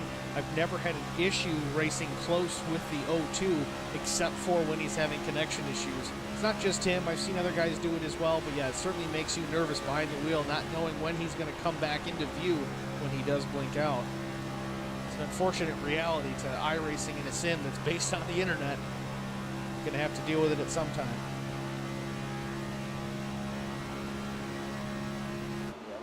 It looks like Colt's just kind of content with riding right now because, you know, it looks like Colt's getting the same runs Thomas is getting, and he's kind of just lifting and biding his time right now. You know, we're on like 79, so I think these top three are basically just kind of riding.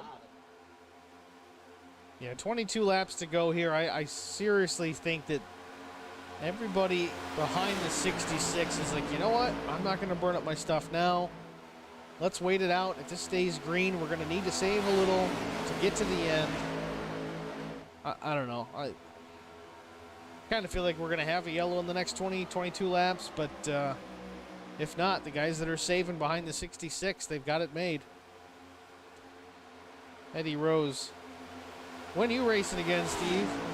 November 7th in the SCAR Road Racing Series. I think that's at Barber Motorsports Park. You're racing the Aston Martin DBR9. Not doing a whole lot of oval stuff these days. I do enjoy it. Road course racing is kind of my thing, but seems like lately I found my calling in the HBR TV booth, as we call here the Superior Class Auto Racing NASCAR Cup Series California 200. It's Cody Harger still out front. Eric, I think, is semi-retired. So, I don't know. We'll see what happens. Maybe he'll pull a Scott Pruitt and come back for one or two here or there. The old Mark Martin trick. Yeah, I mean, this season I'm just kind of broadcasting, you know, with Steve, and I got a lot going on with work, and I just it takes a lot of time if you want to be competitive at this. You know, these top guys that run in this league, they put in hours and hours each week practicing, and you know, the teams getting together, and right now I just don't have the time to do that. So, you know, this broadcast and helping Steve work better for me. So, you know, once I get some things lined out with work, I think I may come back and run for the championship again. Now, this coming from the guy that took a hiatus, hardly ran anything at all, and then all of a sudden came back and won the IROC season finale. So, yeah, lots of practice, Eric. Yeah, you won the race. You haven't been in your cockpit in, what, a week, 2, 3? I hadn't raced in 2 weeks and came out and won the IROC. But, you know, it was Daytona. I won, I think I won both I won 2 out of 3 restricted plates in the IROC league. So, you know, I may suit it up for a restrictor plate here in the SCAR league. I'm sure they would welcome you back. Yeah, I mean, the restrictor plates, you still got to practice and plan and get with your teammates to figure out the best drafting. But, you know, this track right here, I know these guys, you know, has put in practice. I wouldn't be competitive if I was racing in this tonight because I couldn't put in the time.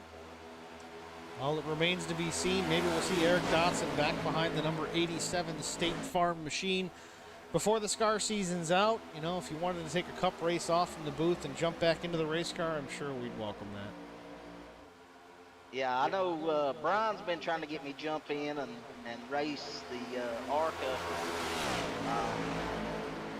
races, so you know, I may make a appearance in it. Well, while we're babbling about our racing and not racing, we still have the top 3. Cody Harger in the 66, Thomas McMullen in the 02. He's second. Colt Ansley is third. Colt did take a peek under the 02 a lap or 2 ago just to see what his run was going to be. Didn't make a serious attempt, I don't think, to the inside, but I guess he's trying to gauge the reaction from Thomas McMullen. Meanwhile, teammate Will Hewitt was all over the back bumper of Colt Ansley. Think to him, it's time to go. Gives a push to the 86. The 86 does not take the opportunity to jump down low. Teammates lined up 3rd and 4th. Keep an eye out on that. They may be prepared to make a move to push one of those team cars to the lead late in the race. I mean, this is anybody's race, especially these guys from 1st and 9th right now. You know, caution's out. Caution's out. We have a yellow. Looks like we had an issue with Jason Spear. Hateful Chicken Instant Replay is up, and Jason Spear in that number 83 blue Toyota. Let's see what happens here. Running down the tri-oval into turn number 1 with his, I believe that's Ian Spear, his brother, in the 32 machine. Into turn number 1. Hard to say. Let's see if I can change cameras here. 83 gets into the wall, saves it a little bit, but then comes across the nose of the number 7. That's Jesse Bobo. That brings out our yellow. 15 to go. Yellow flag is out. Fuel strategy out the window. These guys can likely make it to the end without a pit stop, but does anybody have tires on pit road? Has it been long enough for it to matter? If you pit now and nobody goes with you, do you have enough time to make it back up to the front? Looks like we've got takers for sure. Looks like our leaders are going to hit pit road. Cody Harger with the fake out. Looks like he's the only one. Yeah, I think that makes Cody Harger a sitting duck when we go back to green. Everybody but the 66 on pit lane, literally every car but Cody Harger getting fresh tires, maybe even fuel, depending on what the balance is on those machines. This is going to be a tough one for Cody. He's married to it now. Yeah, I mean, he acted like he was going to go and change right at the last second. So, you know, I know Cody, I don't know if he talks to any of these guys, or I know he's not on a team this season, but, you know, I'm wondering if he had talked to anybody and maybe somebody gave him the wrong info.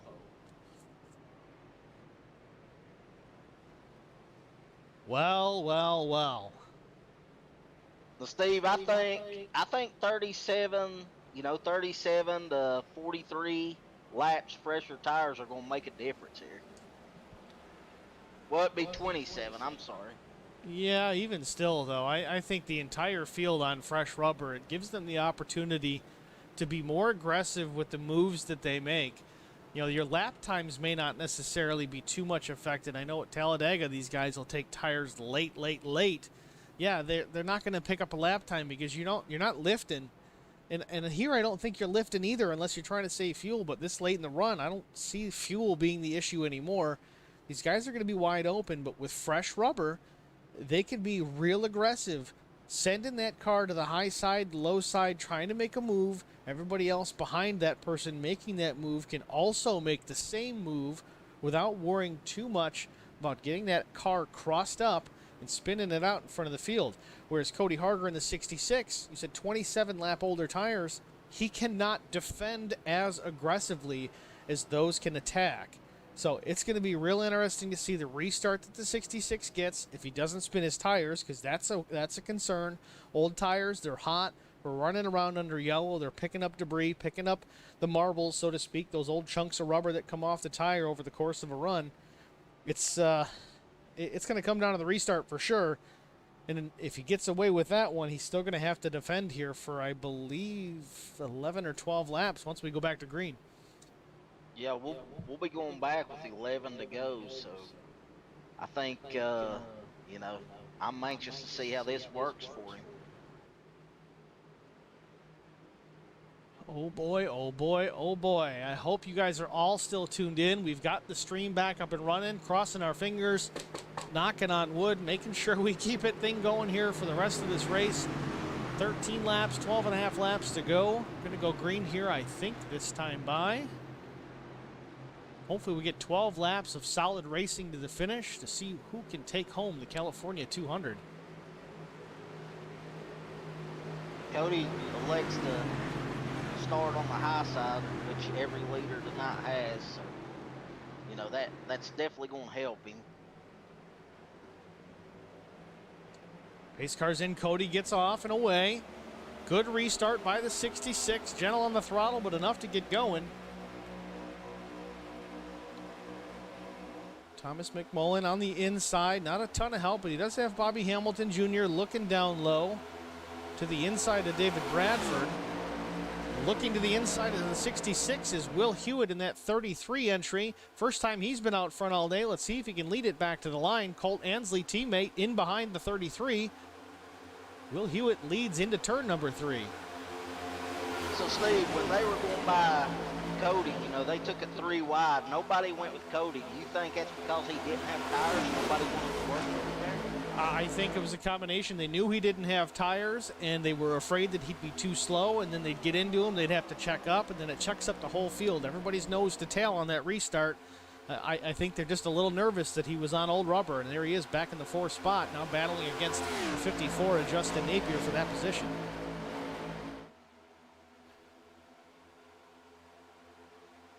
Cody Harger back into the 5th spot.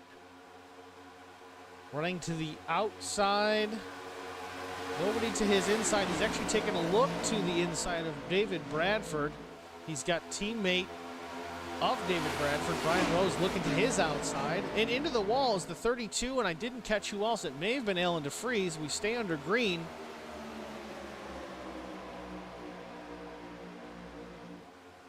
Cody Harger dropping like a rock. Yeah, that's what I was getting ready to say. Cody Harger thought he had the field faked out on the pit cycle, but unfortunately it bit him in the rear end. Old tires, the coffin nail for the 66 machine. Up front, Will Hewitt, Cole Ansley, Thomas McMullen, David Bradford, Brian Rose, Bobby Hamilton Jr. in the top 6.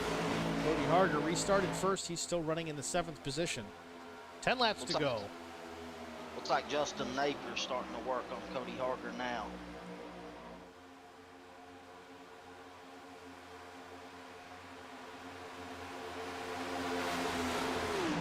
Justin Napier with Vincent Short in tow. Justin to the inside of Cody Harger off turn number 2. Cody gives him the room. Vince bails out, but Justin Napier gets the position and clears the 66.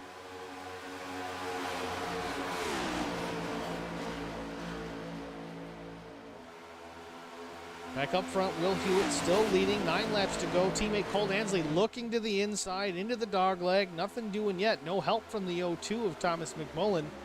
Thomas seemingly pretty content right now. Does have the 46 of David Bradford on his back bumper, followed by teammate Brian Rose on the back bumper of the 46.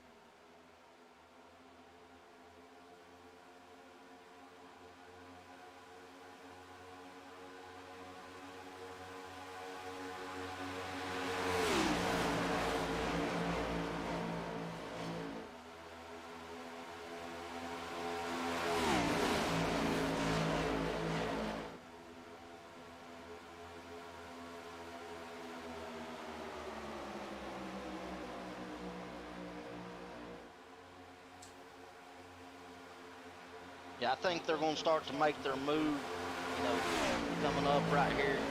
You got the top 6 right here all together.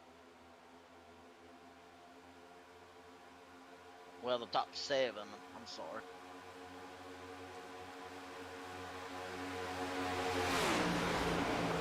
All 7 of these drivers have an opportunity here with 7 laps to go. Will Hewitt in the best position for now. Will teammate Cole Ansley make an aggressive move to get around the 33, or will he be content with 2nd?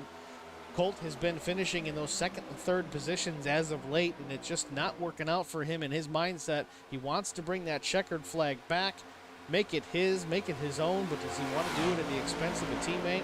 We got 6 laps to go, and we're going to find out. Well, I think we both know Colt's going to make a move. He may wait till the last lap to where, you know, it's either him or his teammate to win, but I don't see Colt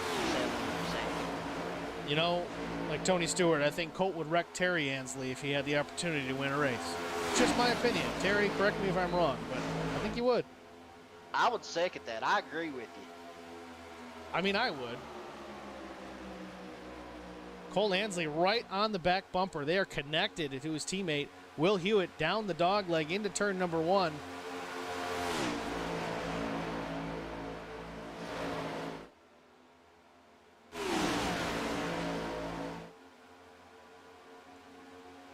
We'll be coming to lap 97 out of 100, so it's getting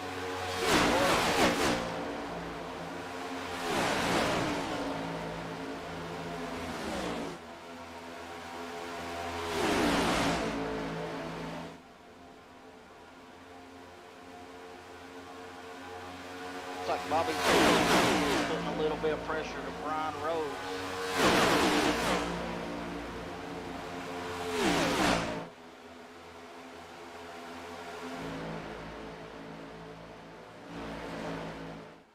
Bobby Hamilton Jr. definitely applying some pressure to the 89 Popple machine of Brian Rose. As they work down the back straightaway into turn number 3, Will Hewitt still leads. Bobby Hamilton Jr. does tuck back in behind the 89 of Brian Rose. Going to need some help, I think, from Hateful Chicken teammate Justin Napier. Justin actually looking to the inside for a moment inside Bobby Jr. Back up front, there's Colt Ansley and Will Hewitt. Colt pushing the 33 down the straightaway into turn number 1. We've got 3 laps to go. Thomas McMullen just a heartbeat behind the 86, waiting again for an opportunity. Maybe these two teammates or not, maybe they come together. Terry Ansley confirming our suspicions. Would definitely wreck his mom for sure, but I wouldn't have it any other way. That's support till the dying breath. I really love it. That's good to see. Meanwhile, 2.5 laps to go. Again, OCR 1 and 2 off turn number 4. Coming to the line, getting the 2 to go signal. 2 fingers in the air for Will Hewitt.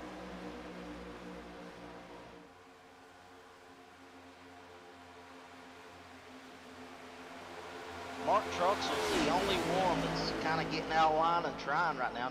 He really came out of nowhere. We wasn't talking about him. He kind of made it an 8-car race here. Mark Truxell is the master at saving his stuff until late in the race. Daytona was a prime example. Didn't lead all night long until the checkered flag was dropped, and he ends up taking home the victory that night. Lap and a half to go here. Will Hewitt kind of doing the same. Didn't take the lead until late in the race. Continues to lead. The white flag is out. Will Hewitt 2 miles from victory with teammate Colt Ansley to the inside, looking in turn 1. Doesn't have an opportunity, or does he? Thomas McMullen appeared that he would go with him, but now he is not. Staying in that high side, Colt Ansley. Nope. David Bradford trying to be the spoiler on the inside. He just don't have any help. Will Hewitt getting into the fence, trying to block the advances from the 86. Colt Ansley to the inside of teammate Will Hewitt. Brian Rose could win this if he gets a good run with this Right track. now, off turn number 4, Colt Ansley is the leader. Brian Rose trying to make a run to the inside. No, Will Hewitt looking to the inside. 3-wide battle, he makes contact. Second place for Will Hewitt, but Colt Ansley's gonna win the California 200, the Superior Class Auto Racing NASCAR Cup Series. Race number 2 belongs to Colt Ansley in the Rick Motic Chevrolet. Wow, that was a great finish. What a finish. I had to look Congratulations at to the Colt. results. I had to look at the results to see who won. Unreal.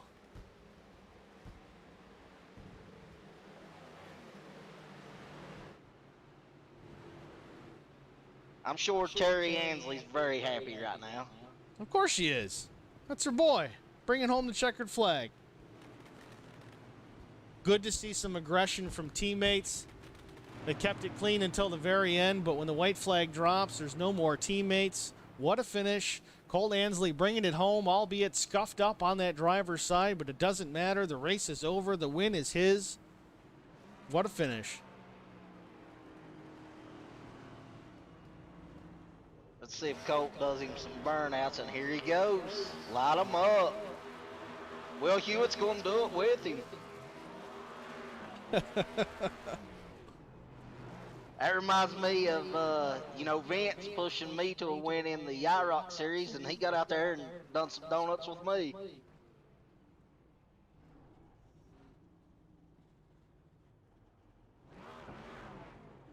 What a race. Gotta say, that was a great race and a great finish. That's very exciting. I mean, stage 2 ended under caution, but stage 1 and the final stage, I had to look at my results on both of them to see who won. Great finish for both of them.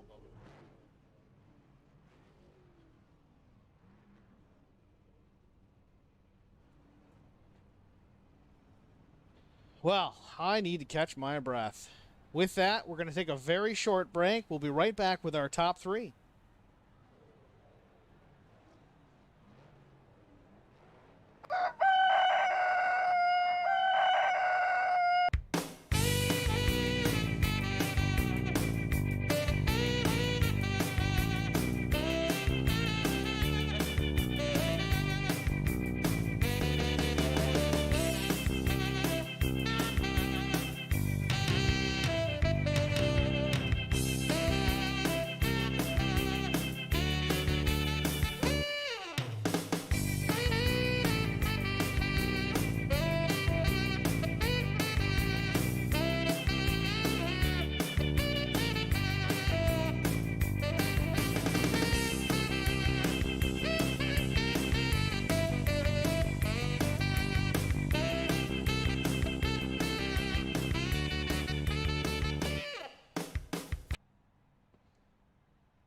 Welcome back to Auto Club Speedway. The California 200 is in the books, and we have race winner Colt Ansley, second place Will Hewitt, and third place Thomas McMullen. Let's go down and talk to our winner, Colt Ansley, in the number 86 machine. Colt Ansley, congratulations. You finally brought home that number 86 Rick Motec machine into victory lane. How did you make it happen? We thought the 33 had it, but came down to it, and you pulled it off. Oh man, that was awesome. I don't even know where to begin. I was pushing Will out there. The top line was definitely the dominant line, and I just kept staying to him, and I knew eventually I could dive bomb if I timed my run right, and I went to the bottom, and the car just didn't turn. I was like, oh, okay, well that's the end of it. And then I don't even know what happened to him, but we got crossed up and got 3 wide, and at that point you're on the front stretch. You got to do what you got to do to win. So I hated having to use the door a little bit, but coming to the line, we had to get it done. I think we were 3 wide at the line, so that's pretty freaking cool.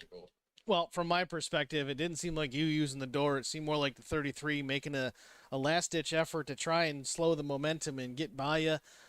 Teammates or not, it's the last lap of the race. It's the last 300-400 feet coming to the line. I can't say I blame them, but man, what a great finish. Did you have any doubts late in the run? Did you think you had an opportunity to get by the 33? Because at the white flag lap, I thought it was his, and man, you proved us wrong.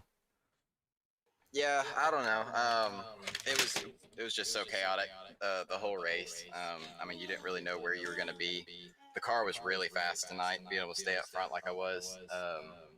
All of our OCR cars were fast. Chris just unfortunately got caught up in some incidents and damaged his car, but man, Will and I were on it tonight.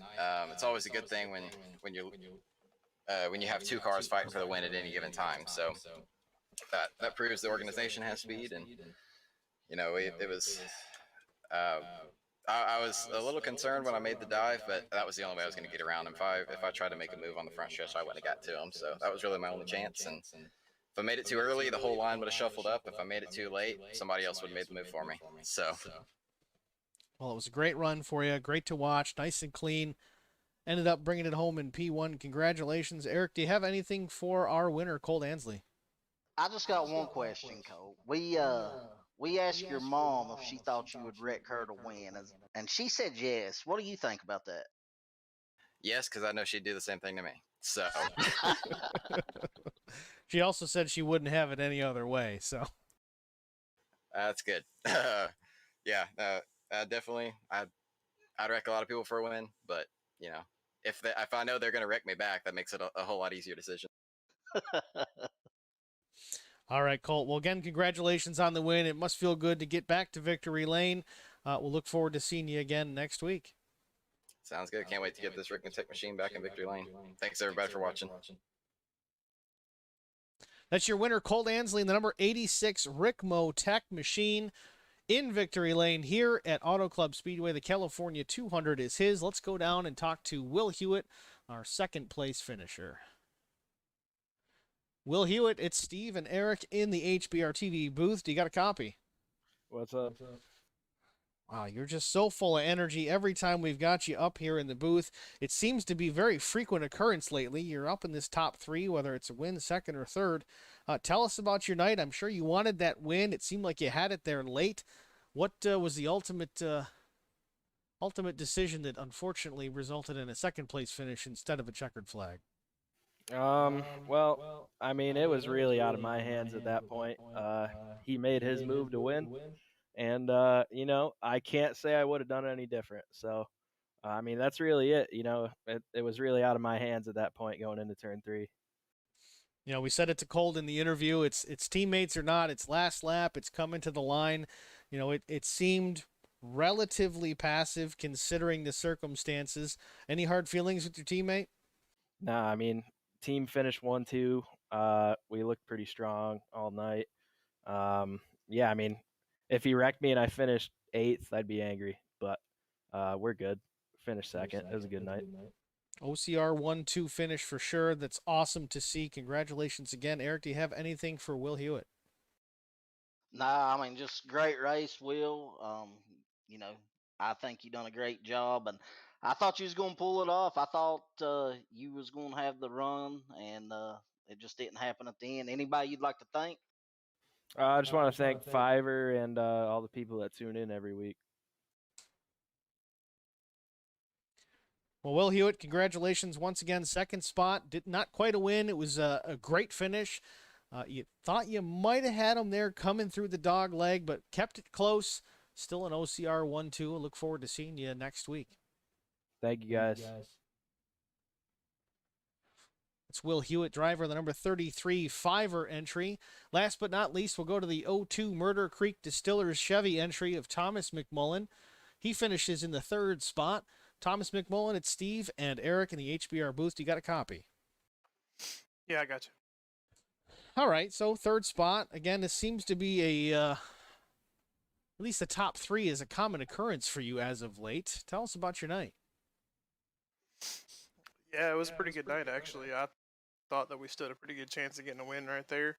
In that first stage, to tell you the truth, I didn't even realize that we won the stage until Cody threw the yellow, because I was just so focused on getting around him. And, it just happened to be that we took the lead on the final lap right there and got into some bad luck there around the midpoint of the race, but we were able to rebound and put ourselves in position to win it.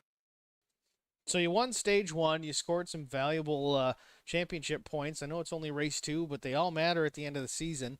Again, mid portion of the race, not the greatest, but you did certainly bring things back up towards the front late in the latter stages of the event. Before we had that final caution, it did seem like you may have been trying to save some fuel. If this went green to the end, were you going to have enough in the tank to make it to the finish, or was it going to be undecided? Yeah, I still got 4.5 gallons in the car, so we would have been good. I was just,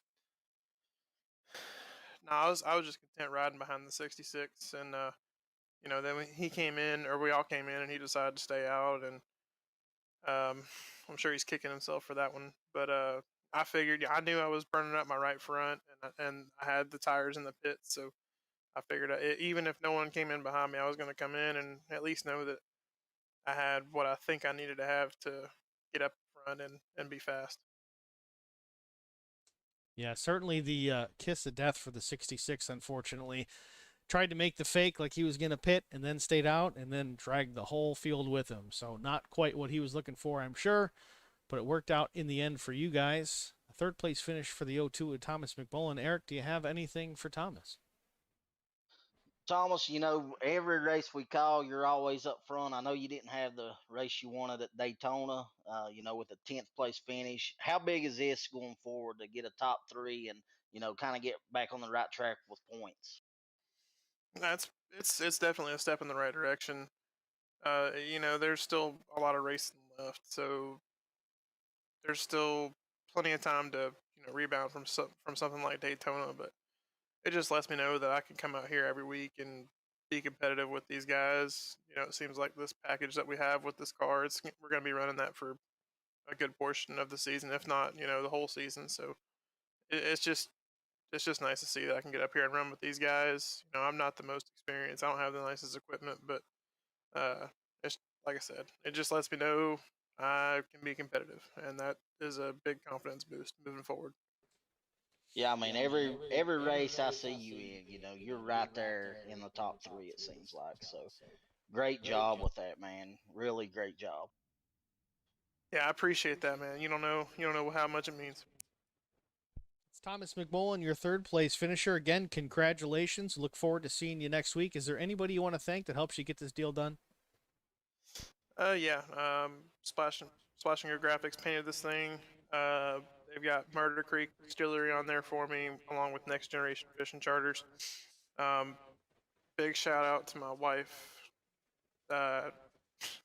Today is our second anniversary, and she's been tending to our fussy 4-month-old all night while I've been in here racing. So I got to go make up for that. But I just want to send out a huge thanks to her and just everyone for watching the race, and all the guys for putting on a good show and just letting us have fun. Thanks, Thomas, again. Congratulations. We'll see you next Tuesday. I'll be here. That's Thomas McMullen, our third place finisher here in the SCAR NASCAR Cup Series California 200. Sometimes tough to get a little positive emotion out of the driver of the O2 machine, but I assure you he's still happy to bring that thing home in the third spot. Of course, we're racers. We want to be better than where we finish unless we're taking home a checkered flag. But we're going to pull up someone who's probably not as happy as our top three, Cody Harger. Cody Harger, it's Steve and Eric Dotson in the HBR booth. You got a copy? Yes, sir. Gotcha. Cody Harger, man, I thought this one was yours to win. You made a move late, tried to fake out the field. Looked like you were going to take tires and make that pit stop, but you faked, got back on the track, but it still dragged the whole field down pit lane. What were your thoughts when you saw everybody else pit for tires? Yeah, it's just a dumb move. I'll be honest with you, didn't have the best of days today and didn't have the best attitude coming into this race. And honestly, I was waiting for someone else to ruin my race, and I ruined it on my own. I was coming to get tires all the way, but I gave one last check to the mirror, and for whatever reason, my brain looked at it and said everyone else is staying out, and or at least I thought enough of them was going to stay out that I could at least hold things off, and so I jumped back out, and then the whole field goes and gets tires. So I knew I was done. I was just hoping. I was hoping maybe I could get a quick caution there on the restart, and then I could go get tires and then try to march my way through and do what I could. But it didn't come to fruition. So, but it's good. I think I got some good stage points. I know I got a bonus point for the pole, which that's something that I'm really focused on this year. That Mr. Quick Award is something I want to go after. So that was good. Got some bonus points. I think I'm not sure, but I might have led the most laps. Look at the bright side. Got some good bonus points. Didn't get much finish points, but I feel good in these cars, and I feel like sooner or later I'm going to have something go right my way and seal the deal on one of these. But just tonight wasn't the night. Congratulations to Colt. Glad to see someone like him get a win. Well, as you said, it wasn't all bad. You definitely put the 66 Plasmine Technologies Toyota on pole tonight with a good lap. Didn't get a great initial start. Can you walk us through that? What happened there? Did they just get the jump, or what happened? No, it's all about the push, especially when you're on the inside.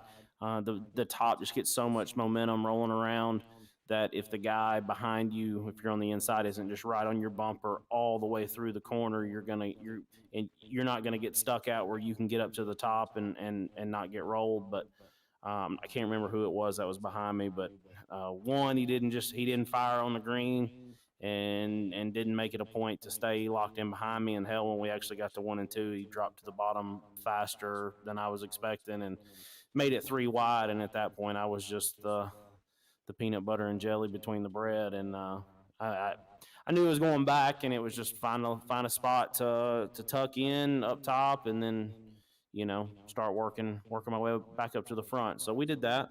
Actually made it back up to the point by the end of the stage.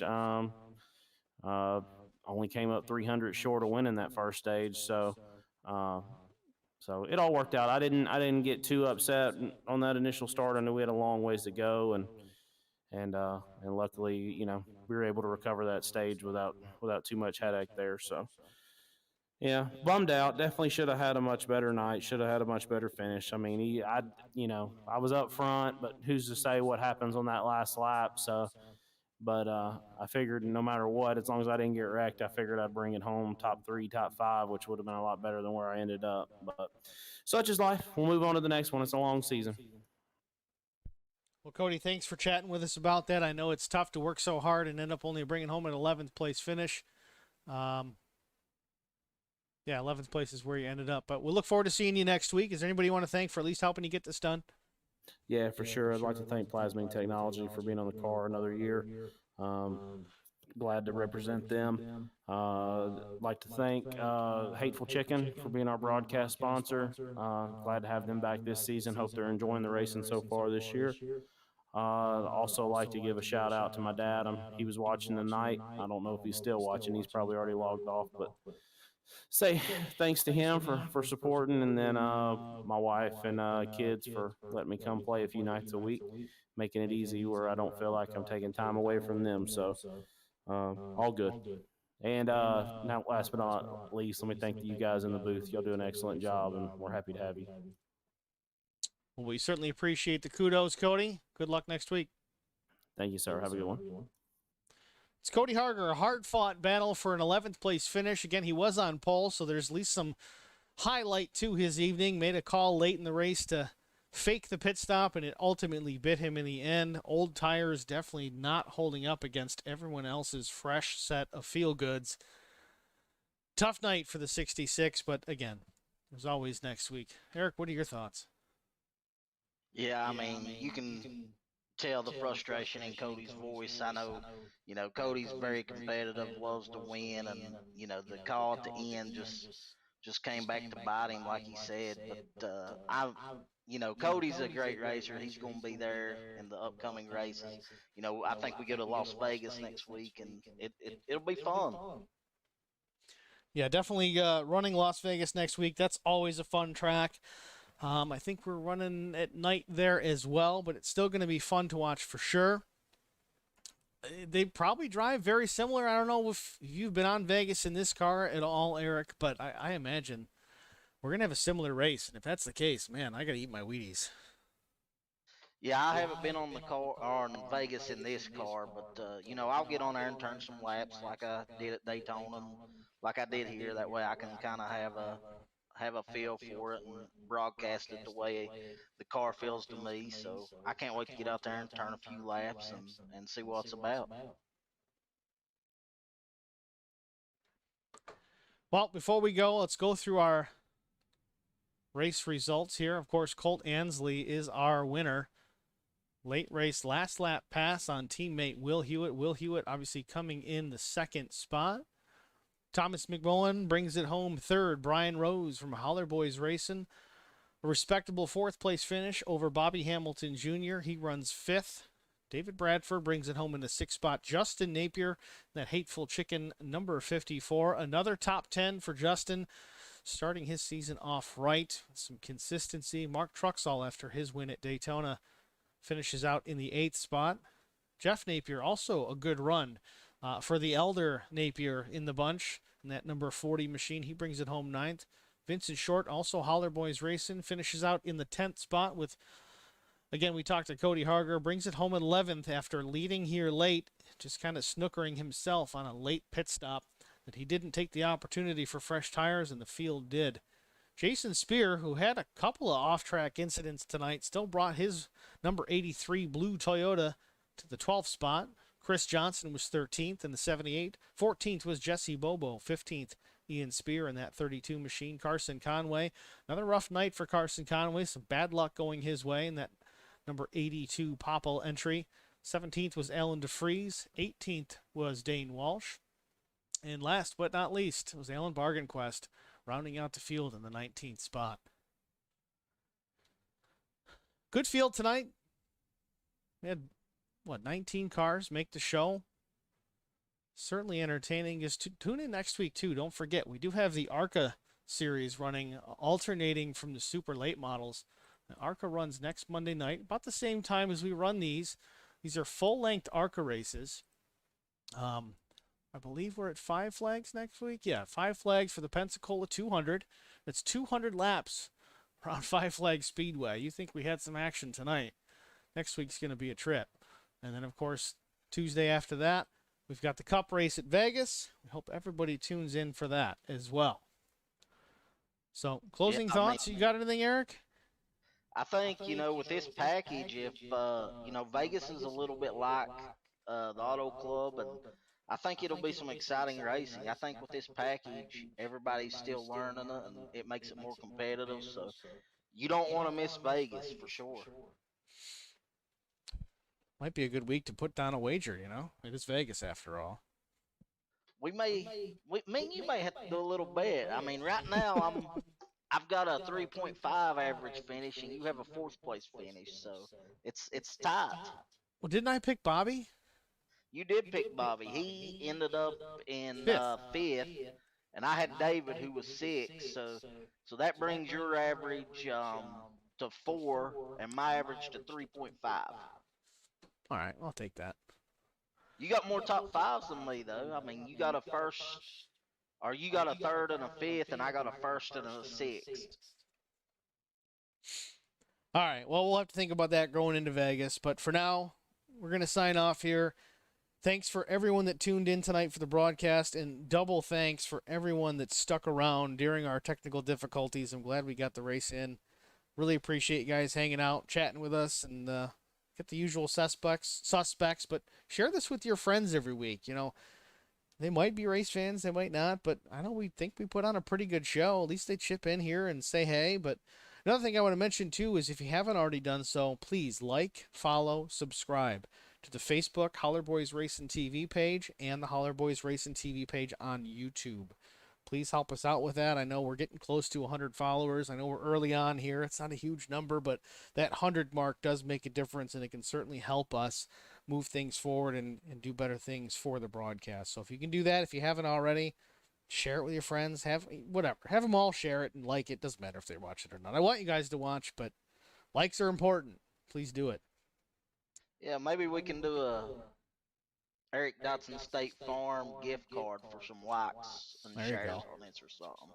Maybe I can get something sponsored up and talk to you and Brian about that and the HBR guy. We'll get there when we get there. We'll talk about that off air. Business is business. We got to do that off camera. Before we get going here, though, I want to thank a couple of our sponsors. We've got the Hateful Chicken, of course. They contribute to this broadcast significantly. They help put it on and sponsor of the league. They're a very involved partner. And if you're in the Ashland City, Tennessee area, stop down for a cold beverage and something to eat, and maybe hang out on a Monday or Tuesday and watch the races on HBR TV. So we really appreciate their participation here. And also want to thank Whiplash Media for providing custom cameras for tonight's broadcast. Once again, I'm Steve Singer for Eric Dotson at HBR TV. Thanks for watching. We'll see you guys next week.